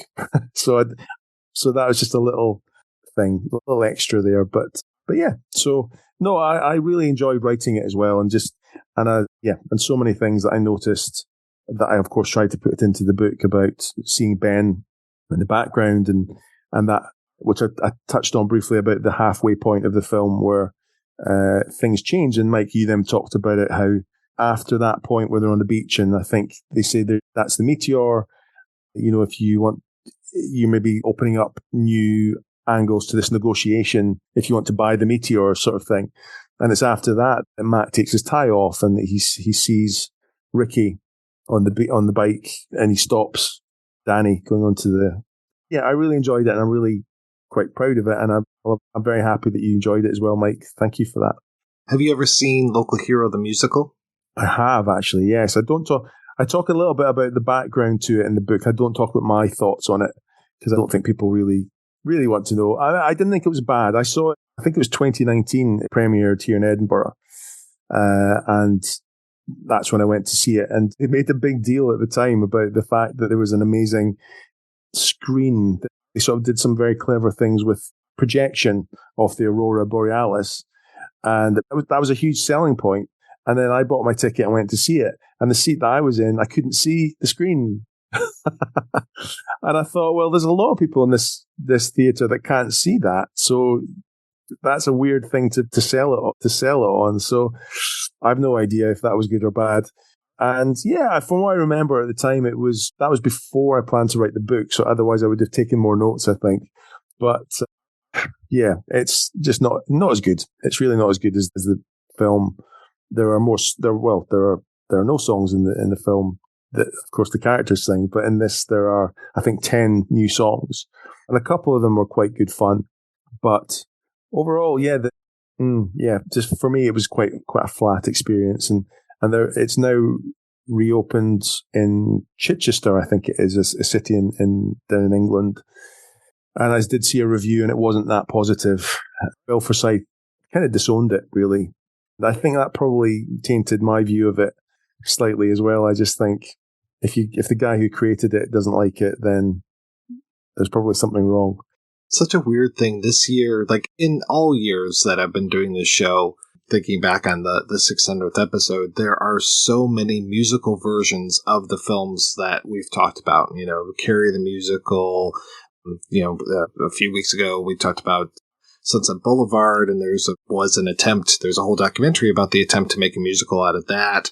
I didn't mention on the Nightmare Alley episode that there was a Nightmare Alley musical. There was one from My Man Godfrey. I mean, just this year alone, there have been so many musical versions of the movies that we've talked about. So when I ran across that there was the musical version of Local Hero, it's just like, you got to be kidding me. A musical version of this too? It's like, what's next? The Ninth Gate is going to have a musical version. It's just like, okay, you know, I mean, knock yourself out. That's great and all, but yeah, it's just so funny which movies get turned into musical versions. I see it now. My Dinner with Andre, the musical. Local, with an exclamation mark. It was fine. That's all I can say. And then there's another a Scottish film called Orphans, which I don't know if either of you know. Peter Mullen directed it, which I think is a fantastic film that was made maybe, I think it was, 15, 20 years ago, which is well worth seeing. But that was turned into a musical in the last year or so, and I didn't get to see that. It just didn't really appeal to me. I heard it was amazing and really good, but I just struggle, I think, sometimes thinking, yeah, why do I want to see that? I've seen the film. I enjoyed the film. Why that one? But yeah. Speaking of the musical, because I did look at the listing on it, at least there's a carryover with Knopfler doing the music, so there's that. No, that's it. Him and Forsyth were both brought in at the start, and Knopfler still seems to be quite very proud of it. He's there, I think, on the opening night and is happy. And I couldn't get Knopfler, sadly, for the book. I did try. He was apparently busy writing music for his new album. Mike must get that. Anyone who does interviews gets these sort of responses, and you think, okay, that's a very polite way of just saying, get lost, isn't it? He's currently working on his memoir. But he's very proud to be part of it, and the songs were good. I mean, I'm definitely not saying the songs were bad, but it's just, I think it's just that thing, isn't it? If you're a fan, like Orphans, please go and see Orphans if you've not, or buy the Blu-ray came out from Indicator in the UK recently, and it's a fantastic film. But yeah, I think if you're a fan of something in one area, one medium, it's just hard, isn't it, to think, oh, I'll go and see that other thing. And like, there's the Back to the Future musical, and I adore Back to the Future. It's one of my top film, or certainly changes, but in the top 3 or 4. But I don't know. I'll see it if it comes to my city, but I'm not going to go to London to see it. So what's next for you? What are you working on now? Right at this moment, my life is just, there are things going on. I've got to move house in the next 3 or 4 months. So things are kind of paused. But something I did start a while ago was a book on people who work with Jim Henson. I think I maybe mentioned that last time we spoke, maybe about Highlander, I think. Did we last week? Or maybe it was when we did Chameleon Street. But so I've interviewed maybe 20 plus people who worked with Jim Henson. So, and it's just in different aspects. So the director of The Storyteller, which was if you know that one, but it's a brilliant series with John Hurt, and one of the actors, his name's gone out of my head, but he was in the Muppet movie. He was also in My Cousin Vinny. He plays the guy that tries to get them off at the start and then doesn't. But Austin Pendleton, that's the chap. Sorry, yes. But yeah, he just talks a lot about working with Charles Durning, which is fascinating. So yeah, I think that'll be an interesting book. And and there's a Scottish TV show called Hamish Macbeth, which was made in the mid-90s, which I'm a huge fan of. And I just started doing interviews before I'd ever written a book about 15 years ago. The theatre in Scotland, and certainly in Edinburgh and Glasgow as well, but in Edinburgh there's a lot of brilliant theatre. And so when actors would come to the city who were in Hamish Macbeth, I would go and interview them. So I've got this book which has been bubbling away, and I think probably 5 people will buy it, but I love it. I just love it. So I'm gonna try and do that, if not for next Christmas, then soon after. So yeah, so if anyone's listening and have not seen Hamish Macbeth, please check it out. It's on Amazon Prime in the UK. It might be in America. But Robert Carlyle, it was just before Trainspotting, I think, about a year before Trainspotting hit. And it was he was on the cusp of becoming the Robert Carlyle. At this point, he was just Robert Carlyle. So brilliant, a brilliant show. Very quirky. If you like Local Hero, I pretty much think you will like Hamish Macbeth as well. It's got that beautiful humor, that low key, slightly quirky, but not, people aren't stupid in it. You know, they're not the locals know more than they're letting on, I suppose, is what I'm trying to say. Anyway, so that's me. Yes, that's what I'm working on. It's funny, I just called up Hamish Macbeth. It is available here, but through Acorn. I think you can watch it free with ads on Amazon Prime here. And the cover of Death of a Gossip, the book number 1 of the Hamish Macbeth mysteries, it's a beach with a telephone box. And I'm just like, okay, this damn telephone boxes are going to be everywhere for a while for me. I'd recommend, without this turning into a Hamish Macbeth podcast, I would recommend people just even watch the first episode, because Jimmy Yule, who I interview in the book, who was in Local Hero, he plays Ian, the chap who's always at the phone box and asking if the line is long enough, the cord is long enough. He's in the first series of Hamish, and he's brilliant, him and his son in the series. So there's a bit of continuity there between the two. So please watch it. It's just very funny, and yeah, nice bit of Scottishness. I remember when they started the BBC America channel, I think, when my mother got cable in the late 90s, early 2000s, and it was on there. So she was watching it. So I think you may be able to sell 6 books. So there you go. I mean, it's the novels. The novels are hugely popular. So I think people will buy it. I'm going to self-publish it, I think, because I don't think any publisher would risk it. So, where's the best place for people to pick up Local Hero making of a Scottish classic? It depends where you are in the world. As we record this, which of course it's going to come out in a few weeks, then we're recording this in November to give away to spoil the illusion for people. And we didn't just record it yesterday and then it gets dropped today. Yeah. There's a little bit of post-production work that has to happen. Exactly. It's published by a little publisher here in Scotland, Edinburgh, where I live, called Polaris Books. So it's been published here and it's been sent on a ship. It's on a container ship, I think, just now on the way to America. It should get there in a couple of weeks. So yes, basically, if you're in America, you should be able to get it on Amazon in the next week or so. But if you want a signed copy, there's polaris.co.uk, I think it is, or Polaris Publishing. I should know that off by heart. But if you Google it, you can get a signed copy and sent out from Edinburgh. But yeah, of course, Amazon's going to have it, isn't it? They've got everything, so you could get it there. Give Jeff your money, and I'll get some of it. And Rob, how about yourself? What are you working on these days? Just finishing up master's program. I should be done in August, and just keep myself busy with that, and sadly, I haven't been watching a lot of movies outside of when I pop up for you. So it's nice to be able to watch movies, to be on this show. So that's about all I've been doing, Emily, which means I've watched about 4 movies over the past year and a half. So there just hasn't been a lot. So I've just been very busy with school because it's an intensive program. So, well, good luck with all that. Thank you, sir. Well, thank you so much, guys, for being on the show. Thanks to everybody for listening to, I'm sure anybody that's listening to this has listened to all 600 episodes now of the show. So, that's appreciated. If you want to give back a little bit, go out there and rate and review the show. Tell me which one of the 600 was your favorite one. Hopefully this one. If you save all the UPC codes from all 600 episodes and send them in, you'll get a special prize from Mike. So there you go. I'll just say, congratulations, Mike. I don't know if I said it at the start of the show, but yeah, congratulations on 600. I've not listened to all 600, but I've listened to, hundreds probably. And I adore your show. And, I've been throwing you a few pennies every month just as a yeah, because I love it. And I think you put so much work into it. It's incredible. I don't know how much, I just don't know how you find the time. So, congratulations, and here's to the next, at least 400. I don't know if you'll manage another 600, but get up to 1,000 at least.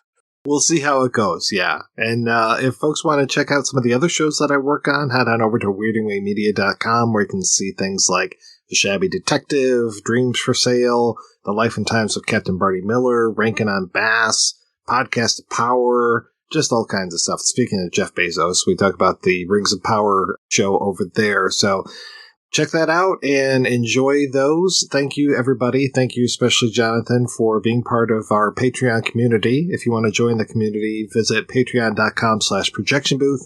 Every donation we get helps the projection booth take over the world and the sky.